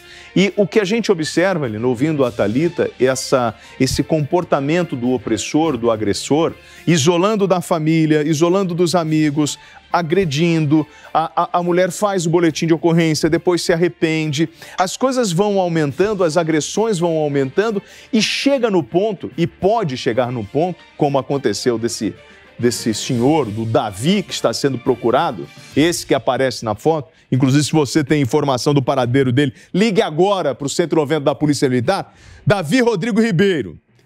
Pode passar para a polícia daqui de São Paulo ou para o 181, que é o Disque Denúncia. E pode falar que viu aqui no Flagrante da Jovem Pan News com o William Travassos. Eliana, é ou não é um caso clássico de opressão que terminou em feminicídio?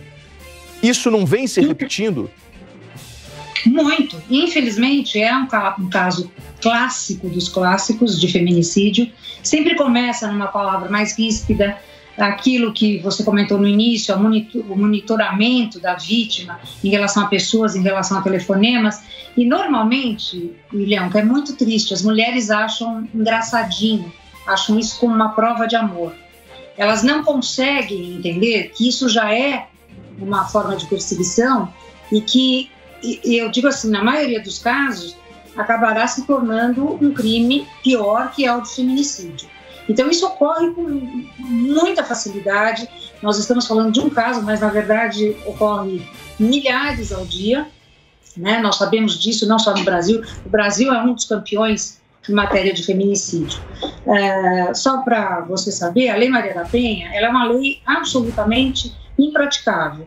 Muitas pessoas dão vitórias à Lei Maria da Penha, mas eu não consigo ver dessa forma. Porque, ao final, a mulher se vê sozinha diante de tudo isso. não há um acompanhamento. E mesmo que ela tivesse feito o boletim de ocorrência lá atrás e tenha desistido, é obrigação do Estado ir atrás.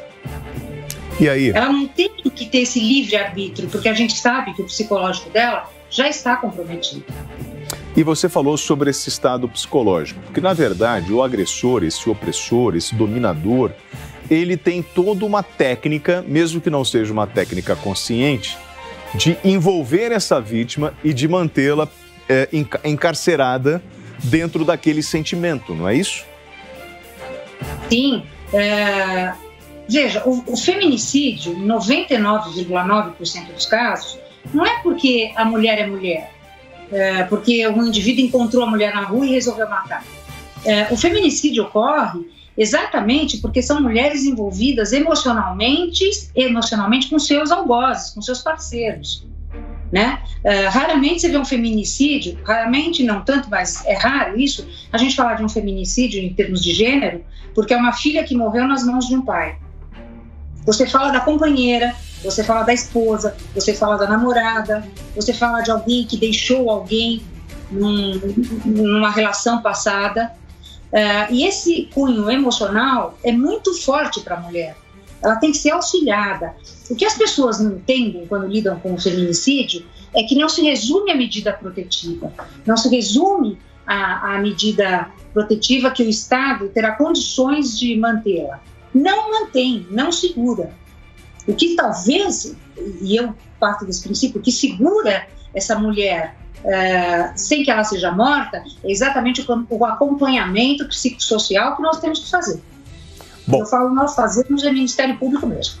E aí, Sara, nós temos... A gente está aproveitando esse caso justamente para, é claro, chegar a este homem, o Davi, para que ele seja responsabilizado no máximo rigor da lei.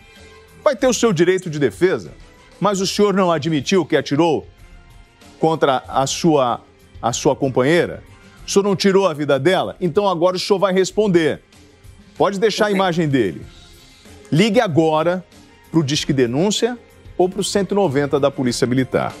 Nós estamos trazendo esse caso porque nesse exato momento a gente está chegando à casa de milhares de mulheres que estão sofrendo esse tipo de abuso.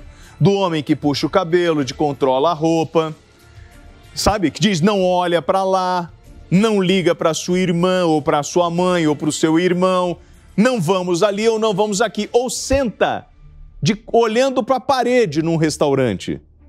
Não pode olhar para o restaurante. Existe um número que vale para todo o Brasil, que é 180. A Eliana está falando sobre o acolhimento psicossocial dessa mulher.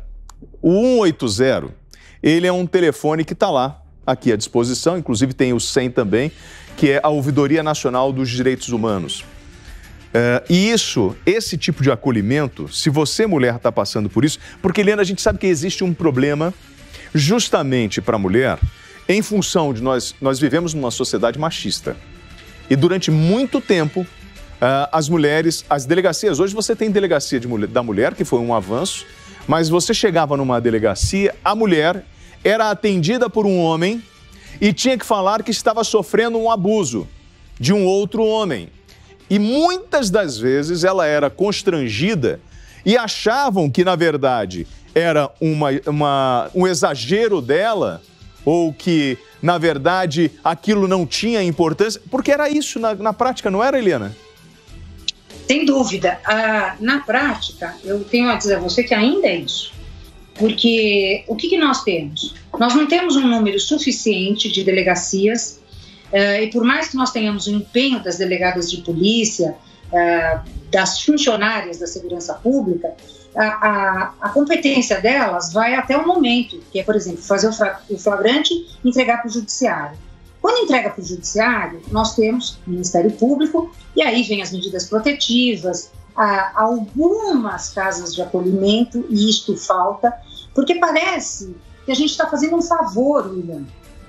Parece que essa mulher vive de assistencialismo. Isso me irrita profundamente, porque, em verdade, não tem que ser assistencialismo, tem que ser direito.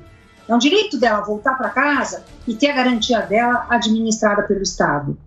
Assim como é um direito dela ter um apoio psicossocial, e é tratamento mesmo, pelo Estado, para que ela se torne livre dessas amarras. Porque senão, a cada dia, ela será mais ameaçada.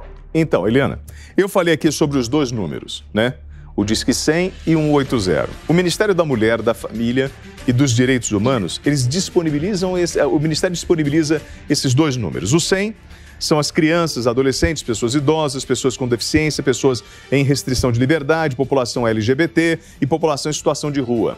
Qualquer tipo de denúncia e tipo de acolhimento e ajuda funciona 24 horas. É o Disque 100, 100. 180. Ele vai atender justamente a mulher. Ele vai trabalhar em cima de denúncias. Ele vai tratar justamente de acolhimento desta mulher. E é onde você pode pedir ajuda, você que nos acompanha. Sara, esse homem sai impunemente. A gente não sabe se ele foi para uma praia do Nordeste, se ele tentou sair do país, se ele está intocado em qualquer comunidade. E eu queria pedir uma ajuda da turma que está aí no patrulhamento ostensivo. Me dá a imagem dele, por favor. Tem como botar eu e ele aqui? Do jeito que você quiser, Magão. Rapaziada do patrulhamento tático, rapaziada das comunidades, senhores que estão me acompanhando agora, eu preciso achar esse cara aí, esse cara aqui, ó, o Davi. Davi Rodrigo Ribeiro, ele precisa ser encaminhado a uma delegacia de polícia para prestar os seus esclarecimentos em função de uma acusação de homicídio. Está sendo procurado por homicídio. A companheira dele foi encontrada morta com vários tiros. E agora ele precisa responder e pode estar intocado debaixo da cama. Conto com a ajuda da correria. Todo mundo correndo para chegar ao rapaz, beleza? E pode falar, vi lá no William Travasso, é para levar para a delegacia, rapaziada. Beleza? Conto com todo mundo, tá dado o recado. E costuma funcionar. Costuma funcionar. Opa! O quê? Mostrando assim, não tenha dúvidas, é uma questão de tempo. E o senhor Davi vai ter todo o tempo do mundo para responder essas acusações. E o que a gente quer é uma coisa chamada justiça. Ponto. A família está aqui, fez de tudo. Só que chegou uma hora que a menina saiu de casa e foi cuidar da vida dela. E aí não tem o que fazer, uma escolha dela. Sara, obrigado pela participação. E a gente espera, e desde já eu agradeço muito e peço para que quem souber onde ele possa estar, faz a denúncia, não precisa se identificar, pode fazer a denúncia anônima, porque os meus pais precisam desse alento para eles continuarem seguindo, juntar os pedaços deles para seguir em frente, que é a justiça que a gente quer, nada mais isso, que ele pague pelo que ele fez. Transmita o meu fraternal abraço a seus pais, força para a família. Tem horas que a gente não consegue, porque a gente tem uma barreira ali que está para além das nossas vontades. Não existe... A família não é culpada. Se tem um culpado aqui, nem a tua irmã é culpada. Se tem um culpado aqui, é o cara que disparou essa arma de fogo e tem que ser responsabilizado. Obrigado, tá, Sara, pela participação. Eu que agradeço. Muito obrigado por tudo. Obrigado. Passarelli, por que eu trouxe os 2 números aqui? O 190. Pode liberar, Sara. Eu queria falar com a Passarelli. Diz que denúncia, tá? O 190 funciona. Só falar assim, o Davi que eu vi na Jovem Pan, que matou a mulher lá em Cubica, em Guarulhos, tá em tal lugar. Dá a dica pra polícia e a rapaziada vai lá fazer um confere. Helena, por que eu dei os 2 números? Tanto o 180 do acolhimento à mulher e o 100, denúncia e abusos de crianças. Porque é um outro problema que acontece e como no caso da mulher, nós temos a pessoa muito próxima. No caso da criança, geralmente o agressor é alguém que tem relacionamento com essa criança, seja um vizinho, um parente, um tio, né? A experiência mostra isso, não mostra? Mostra. Bom, sem dúvida alguma. É sempre a mesma história, William. A gente não consegue mudar esse círculo vicioso. É sempre alguém que tem contato, que a mãe tem confiança, que o pai tem confiança, ou às vezes é o pai, porque a mãe sai para trabalhar. Então isso é muito comum. só que passa desapercebido. Nós temos que prestar atenção aos movimentos das crianças quando elas se tornam insatisfeitas, mais agressivas. De qualquer forma, elas dão sinais. Até elas dão sinais exatamente porque são puras, né? E não conseguem fazer da sua dor algum tipo de disfarce. Então é fundamental que isso ocorra. No caso da mulher, não pode haver essa ilusão. As mulheres têm que... Desculpe. Não, imagina. Não, por favor, é porque você falou de uma coisa que me chamou a atenção sobre a mudança de comportamento. Eu vou completar, eu vou trazer esse tema, mas conclua, por favor, em relação à mulher. Então, a mulher tem um comportamento todo próprio, né? Quando a gente fala assim, mulher e homem são diferentes, e são diferentes. São diferentes, inclusive, para lidar com o sentimento e a forma de lidar com a dor, a perda, enfim, não há essa racionalização. Então, à medida que isso acontece, nós temos que ter muitos profissionais preparados, né, e são profissionais da área de saúde, enfim, assistentes sociais, que possam fazer isso de alguma forma que neutralize essa dor. Porque, fatalmente, ela vai ficar presa a essa espiral de maus tratos. Sim. Até a hora que vai chegar um dia, e a gente sabe que o criminoso habitual é isso mesmo, ele vai não crescendo na habitualidade do crime dele, até a hora que ele chega ao feminicídio mesmo. É um passo de cada vez. Ou porque ele não consegue controlar mais, ou porque ele...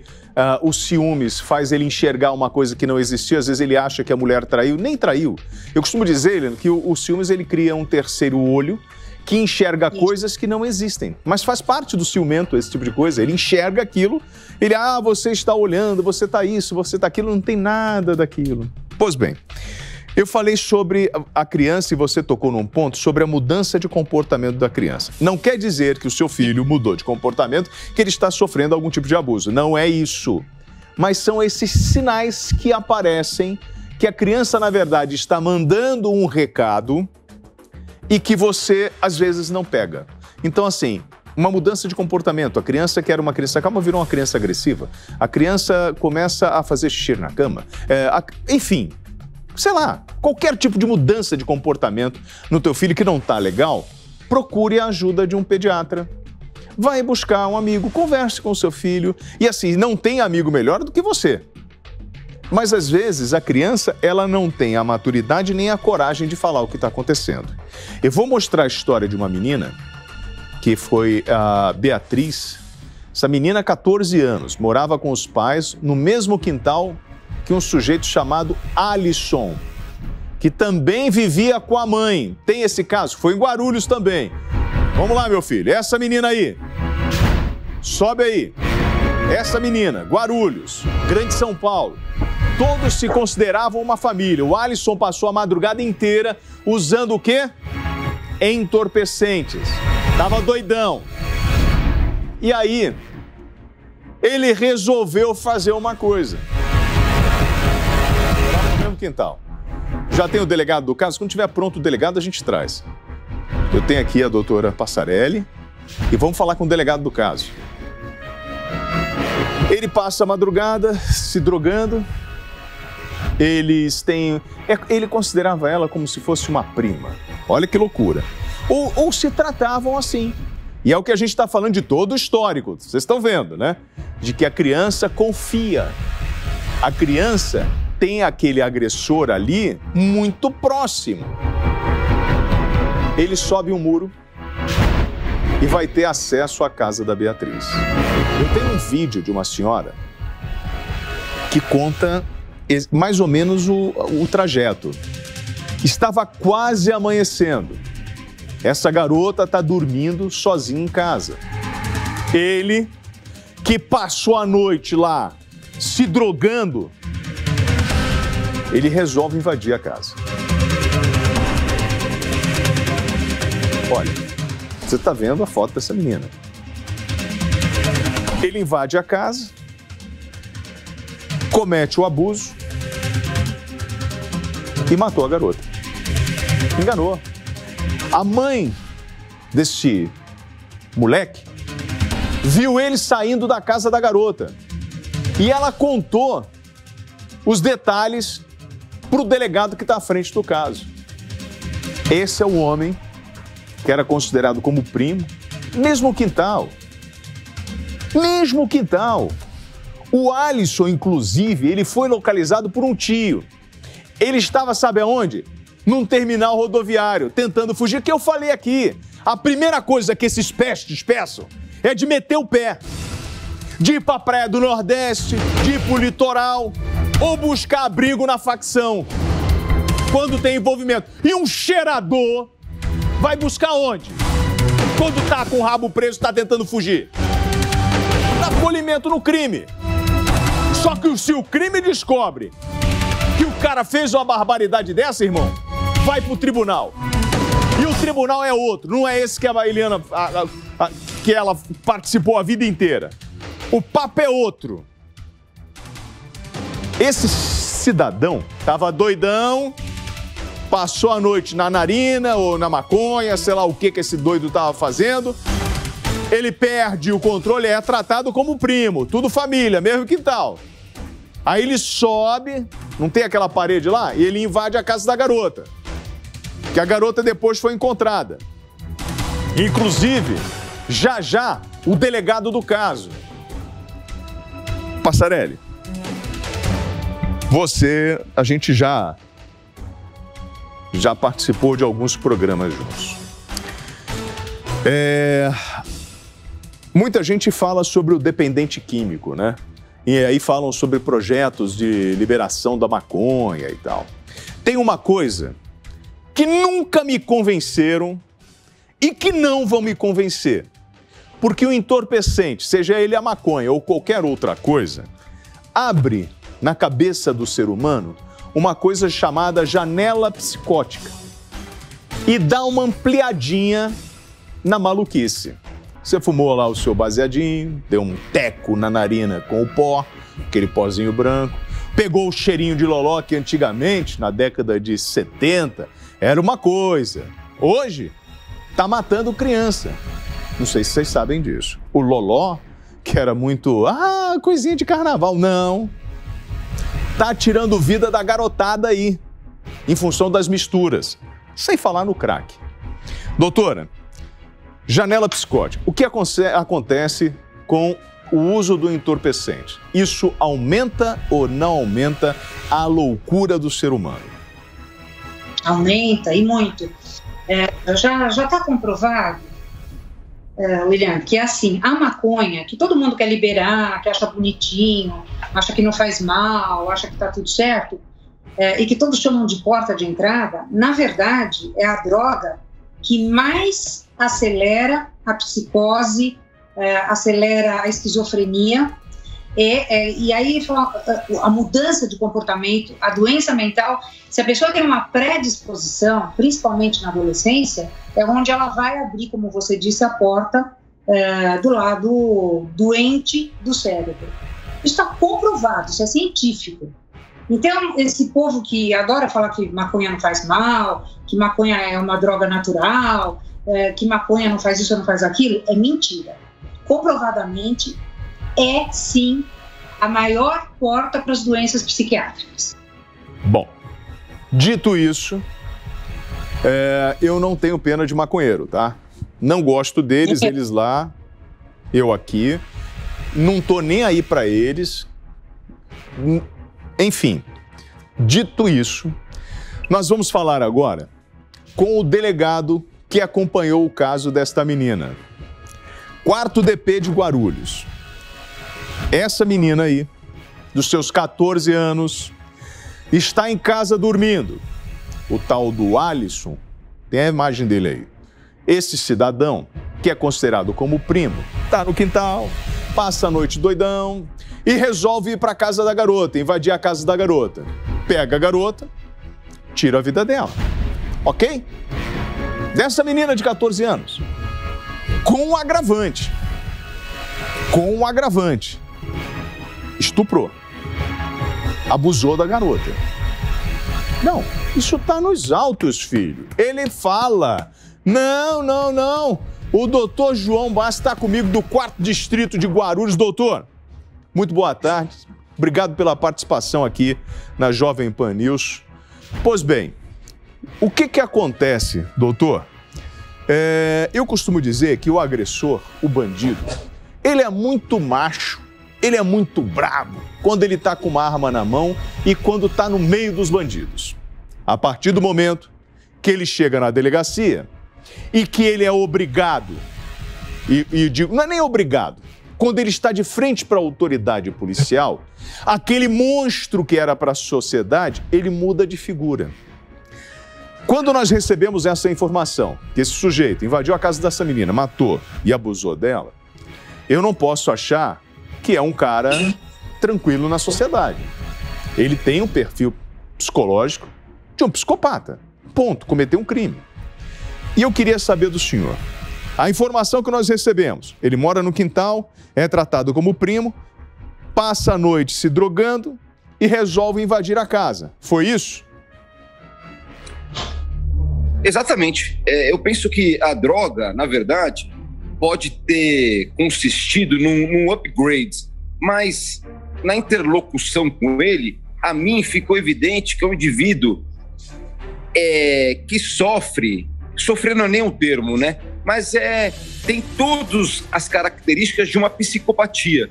Tanto que, de início, a preocupação maior dele era se furtar a responsabilidade. Em momento algum, pelo menos naqueles momentos incipientes, embrionários, ele se preocupou com o sofrimento que ele causou. O mote dele, a intenção dele inicial era se furtar a responsabilidade. Doutor, como é que os senhores chegaram a esse homem? Ele estava na rodoviária, ele já tinha contado para a família, né? Ou para alguém ali no quintal que ele cometeu o crime? Como é que foi essa história? Ele estava tentando sair de São Paulo, né? A rigor, quem o flagrou no exato ensejo que ele deixava o local foi sua própria mãe. A mãe dele? Sua própria mãe notou, exato, a mãe dele. A mãe dele notou que havia algo de errado, porque ela o flagrou descendo da casa da vítima, por um muro. Ela o interpelou, ele desconversou e saiu de afogadilho do local, dando conta de que ele havia feito algo de errado. A mãe, nesse ensejo, nessa circunstância, advertiu o padrasto e o padrasto foi atrás dele e conseguiu detê-lo. Pois bem.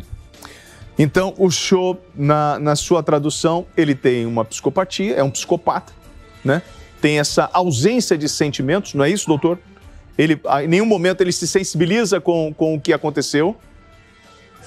Sim, a doutora pode falar com mais propriedade do que eu, mas ele tem os sinais claros de psicopatia. Aquele indivíduo que quer persuadir que não fez nada demais, que quer lhe persuadir que não fez nada demais, aquele indivíduo que não tem o menor traço de empatia. Em síntese, aquele indivíduo completamente alheio ao sofrimento de outra pessoa.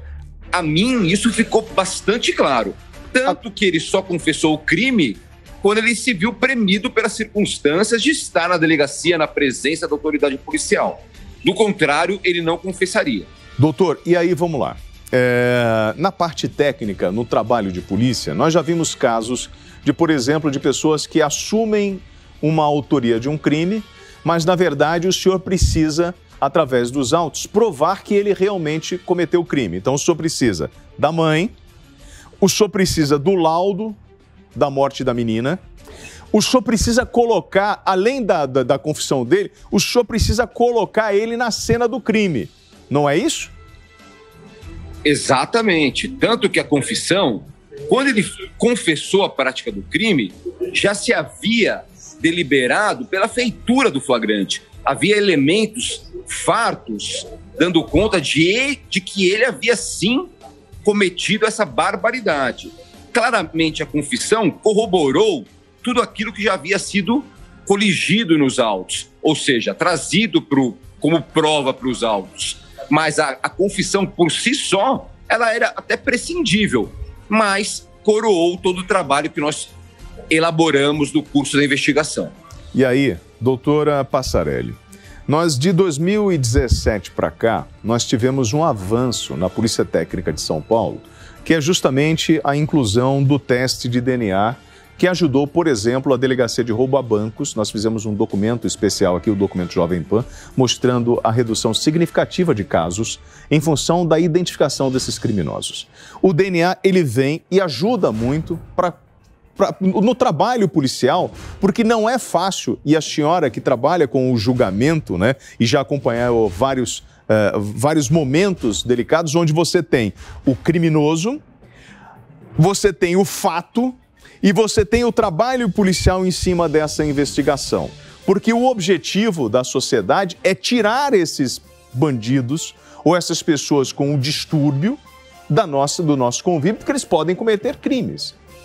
Doutora, na avaliação do que a senhora está ouvindo, quando isso vai para o tribunal, existe alguma possibilidade de um homem desse sair e não ser responsabilizado?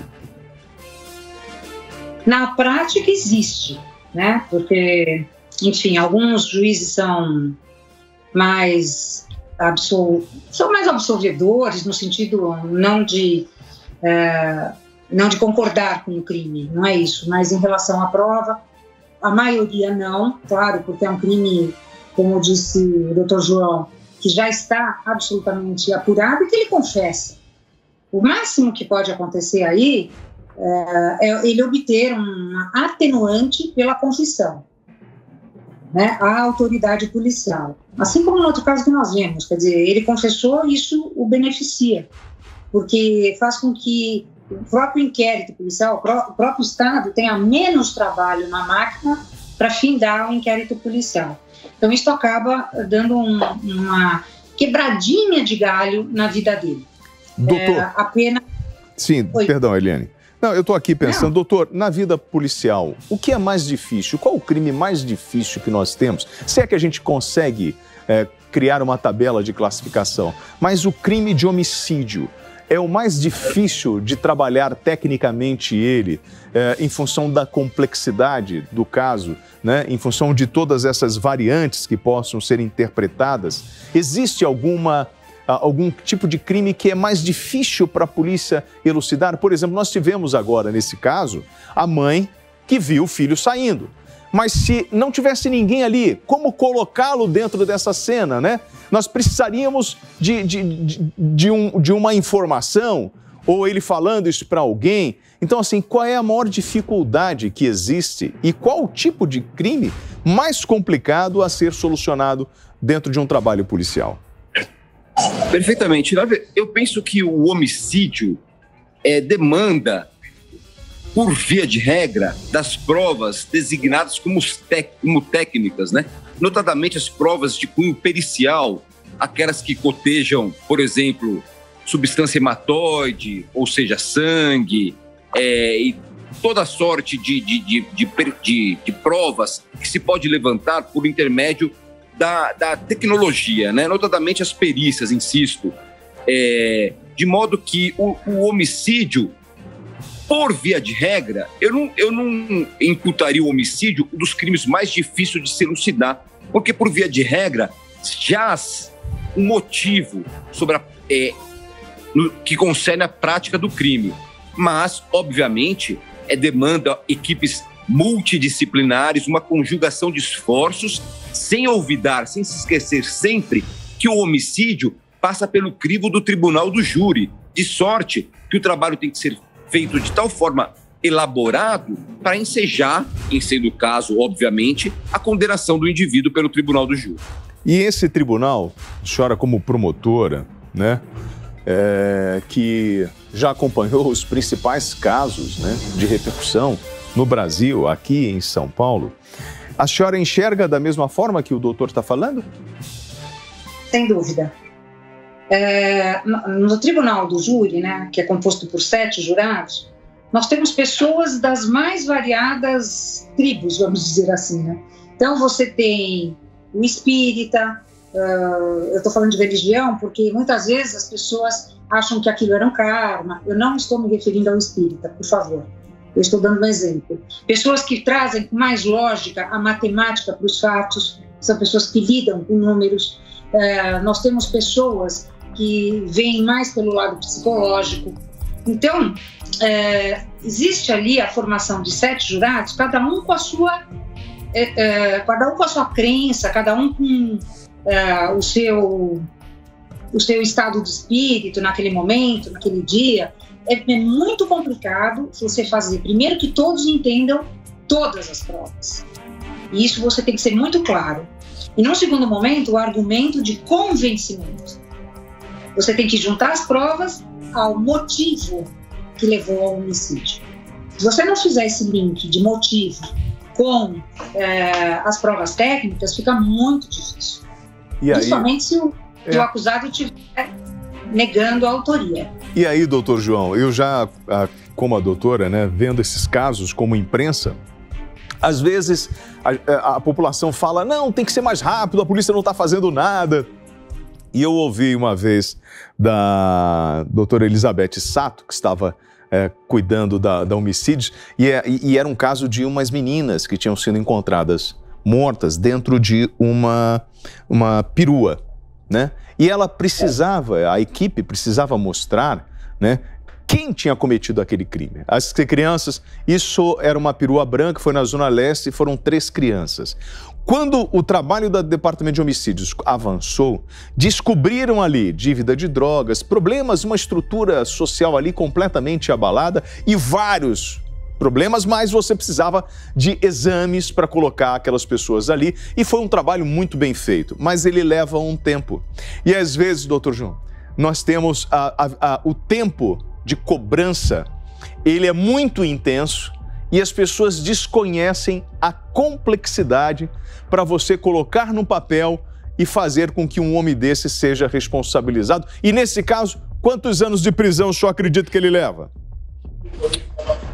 Eu estimo que a pena vai ser bastante severa, pungente, notadamente, porque, insisto, na qualidade de delegado, há 12 anos como profissional de polícia, poucos crimes me impactaram tanto, pelo motivo aparentemente inacessível, pela violência da coisa toda, pela falta de qualquer espírito de sensibilidade. É difícil estimar a dosimetria com exatidão, mas eu tenho para mim que vai ser um período bastante longo de cadeia e eu faço votos e fé que assim seja, porque um indivíduo dessa qualidade não pode gozar do convívio social, porque ele fatalmente perpetrará outros crimes. Não sou psiquiatra, mas posso fazer uma leitura empírica.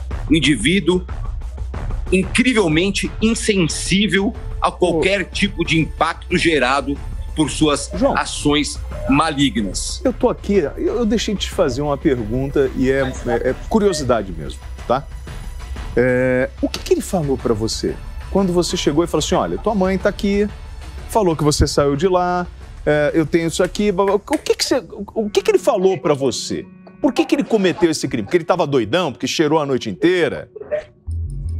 Foi engraçado que no primeiro momento ele deu conta do seguinte, isso já me persuadiu de que ele era o autor do crime. Ele deu conta de que havia, de fato, ingressado no local, se encarapitado no muro, adentrado na cidadela da casa da vítima, mas, convenientemente, ele deu conta que naquela ocasião fora cometido por um lapso de memória, o que soou até risível. A despeito do drama, soou uma ridicularia. E isso num primeiro momento, tão logo ele nos foi apresentado. Mas tão logo nós o colocamos na grade, como se diz no vulgo, colocamos ele na cela, ele se vendo premido, insisto, por todas aquelas circunstâncias, notadamente pela circunstância, e mais uma vez eu me socorro aqui do vocabulário do vulgo, que a casa havia caído, ele falou, não, doutor, de fato, eu ingressei na casa a pretexto, ou o motivo inicial era subtrair alguma coisa para adquirir mais drogas, mas eu a vi, e no momento que eu a vi, eu deliberei por estuprá-la, por asfixiá-la, cometer o crime e depois matá-la. Ele, insisto e redigo, ele a desmaiou, cometeu estupro e depois a matou. Cara, que loucura. João, eu costumo dizer, né, que existe aquele momento da reflexão. Que quando você agarra o cara tá numa correria dessa. Vagabundo, bandido. Pegou o cara e ele não quer falar, tem o momento da reflexão. É o momento que ele fica lá na cadeia, no cárcere. Aí deixa ele um tempinho lá. Ele vai ficar 2, 3 horas, você chama de novo. Ô meu filho, abre o coração. A gente tem tudo aqui para te botar. Aí não volta para lá para o momento da reflexão. É assim ou não é, doutor? Perfeitamente.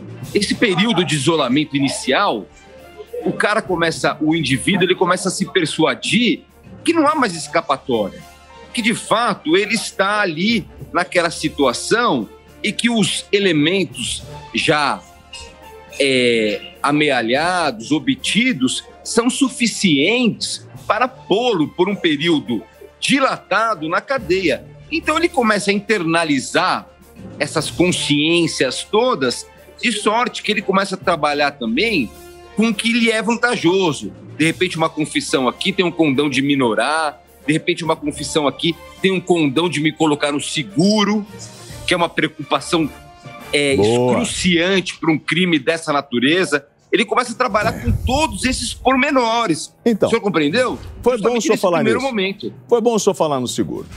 O cara entrou no sistema. Aqui em São Paulo só tem uma facção. Certo? Quando ele entra no sistema, no Rio não. No Rio tem outras, né? Tem pelo menos 5. Quando chega lá no Rio, vai entrar no sistema. O cara fala assim, ô irmão, tu é da onde? Ah, eu sou da ADA, sou do 3º comando, eu sou do não sei... Tu vai pra lá. Não, eu sou crente. Vai pra igreja. Porque tem isso lá. Aqui em São Paulo, você é do crime, irmão. Tá ligado ao partido? Ah, tô. Vai lá. Aí os caras já perguntam, o que você fez? Que é assim no sistema, né, doutor? O que você fez? Ah, eu fiz isso. Ah, ok. Você vai pra lá, vem pra cá, enfim. Quando o cara tá no abuso, tá no estupro, quando o cara tá nessa correria, aí, amiguinho, é o seguro. Porque se ele cair no coletivo, já era. Antigamente, as pessoas falavam que, vai botar um anelzinho de barbante. Para, isso não existe. Na verdade, o que acontece é outra história. O mundo do crime tem uma lei paralela deles e eles não admitem esse tipo de coisa. Nós falamos aqui dos tribunais, né, da parte formal, tudo funciona no papel e está tudo certo.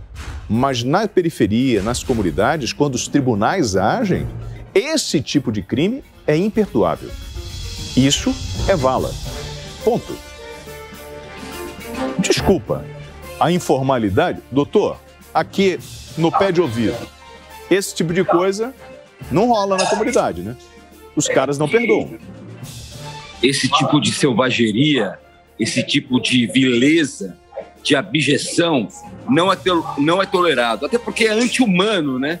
É anti uma perspectiva minimamente civilizacional. Ninguém aceita, nem o mundo do crime. Algo dessa perversidade ninguém aceita. Eu imagino que a Helena, ouvindo isso, fala assim, cara, que mundo é esse? O William falando essas loucuras aí. Mas assim, a gente tem, infelizmente, esse poder paralelo e esse poder, né? E a gente observa nessa pré-seleção do crime, né, na hora que vai entrar dentro do sistema, é claro que você tem aquela parte da triagem, mas tem essa coisa da seleção, de quem vai para o seguro, quem vai para a facção criminosa A, B, C ou D, enfim.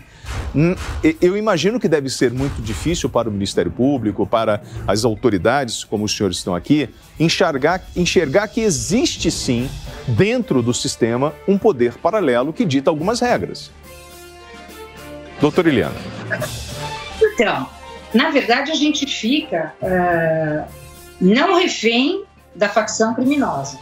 O que nós tratamos é de proteger quem vai entrar no sistema, porque o Estado passa a ser, né, o guardião daquele preso. Ele passa a ser responsabilidade do Estado.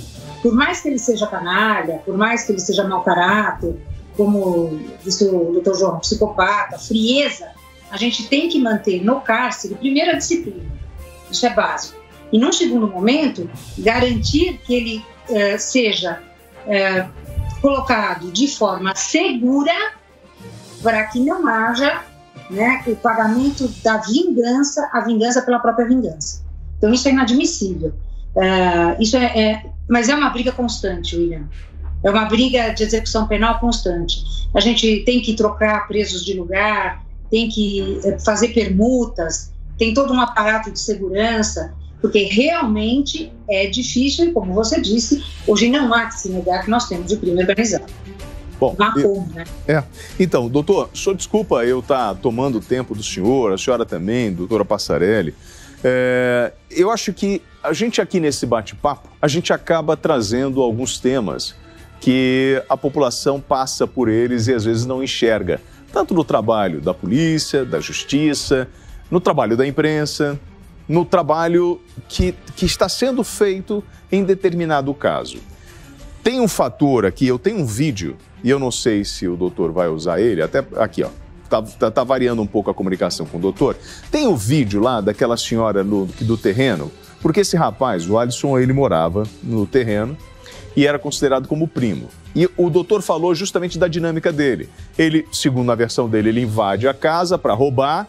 E aí o doutor voltou. Vamos mostrar o vídeo que a gente tem aqui, daquela senhora falando do local. Aí ele, conforme ele veio daqui, ele põe a cara aqui e eu lá.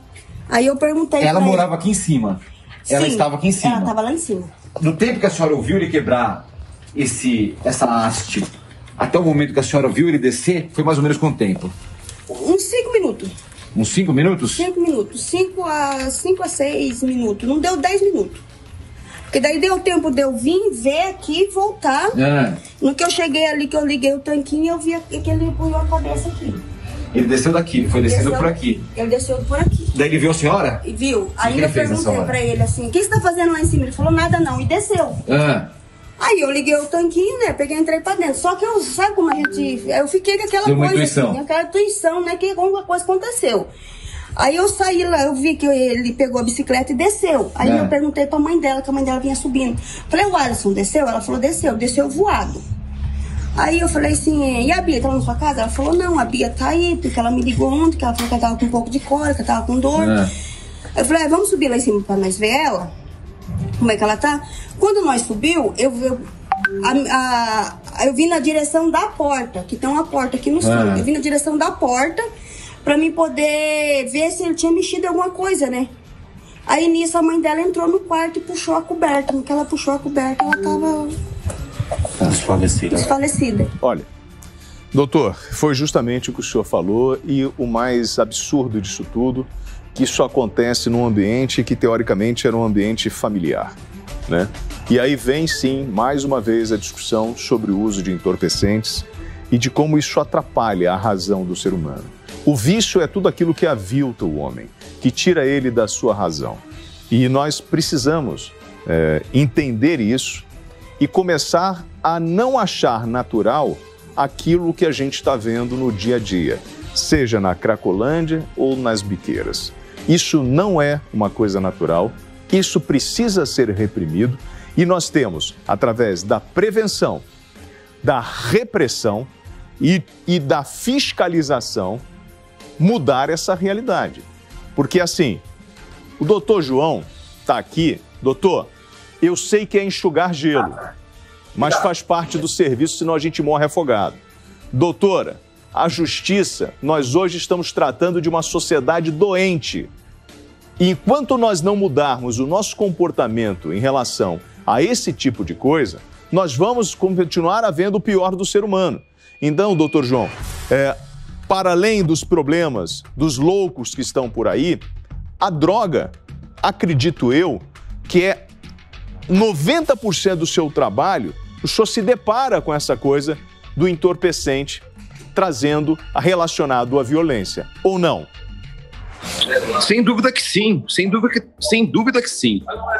O entorpecente é um fator que fomenta comportamentos violentos, fomenta disputas por poder, é um mercado que passa ao largo de qualquer regulamentação, mesmo porque é proscrito, é proibido, e é um problema que acompanha a humanidade desde de que o mundo é mundo.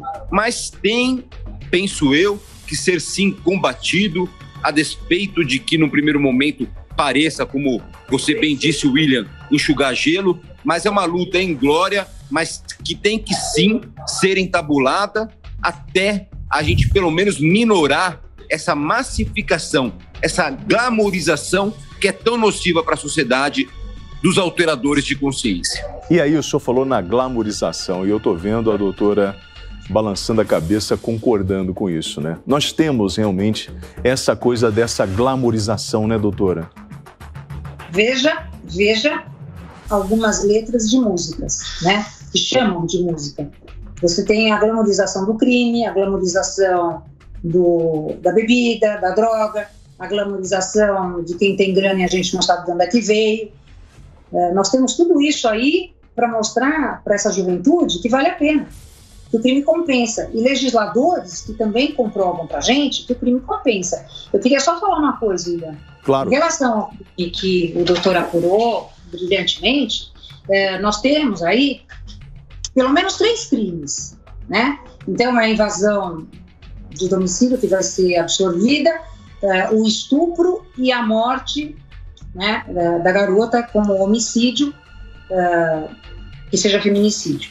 Pena máxima disso tudo vai dar mais do que 30 anos. Pena que ele irá cumprir de fato. No máximo 15 anos. Ou 20, porque ele vai ficar fazendo exame criminológico para provar que ele pode sair. Agora, óbvio, se ele, como disse o doutor, ele é um psicopata, nós podemos fazer um teste de sanidade mental nele antes, fazer um incidente de sanidade mental, e ele fica num manicômio judiciário o resto da vida.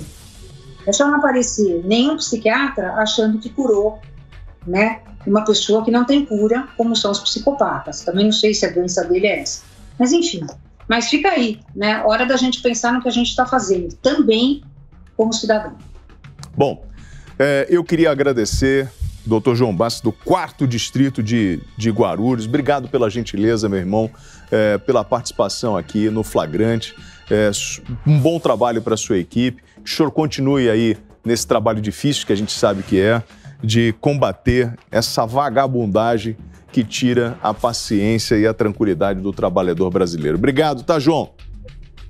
Obrigado, William. Obrigado, doutora, promotora. Estamos à disposição. Obrigado. Passarelli, eu admiro muito o seu trabalho. Você é uma mulher, como profissional, que você sabe dessa minha admiração por tudo que você já fez, né? E pela tua forma clara de analisar as coisas e trazer para o nosso cotidiano, né? Então, doutora Eliana Passarelli, a promotora, muito obrigado pela gentileza aqui na Jovem Pan News. Estamos juntos e que a gente consiga um país mais justo com menos crimes bárbaros e tantas loucuras que nós vivemos aqui nesse país. Obrigado, tá? William, é um prazer estar com você, é uma honra estar na Jovem Pan. Então, eu quero, assim, dizer que para mim é muito importante o seu trabalho, aliás, o trabalho de toda a Jovem Pan em geral, e eu fico à disposição. Muito obrigada. Obrigado, Passarelli. Vamos lá, esse é o Flagrante aqui na Jovem Pan News. Na agilidade do nosso jornalismo, você participa denunciando. No Flagrante, os principais vídeos. Grave 30 segundos na horizontal, mande para o 11 931 17 0620. Grave o seu vídeo, denuncie, traga para cá os principais fatos que estão incomodando você, a sua família, o seu bairro, a sua cidade. Bora botar essa vagabundagem em cana. Porque bandido bom, irmão, é bandido preso. E deixa eu te falar uma coisa bem fechadinho aqui. Olha pra mim, meu filho. Eu sou o WT. Esse é o Flagrante. Eu não faço acordo com vagabundo. Tá entendendo isso? Cuida da tua vida, que eu cuido da minha. Bora lá.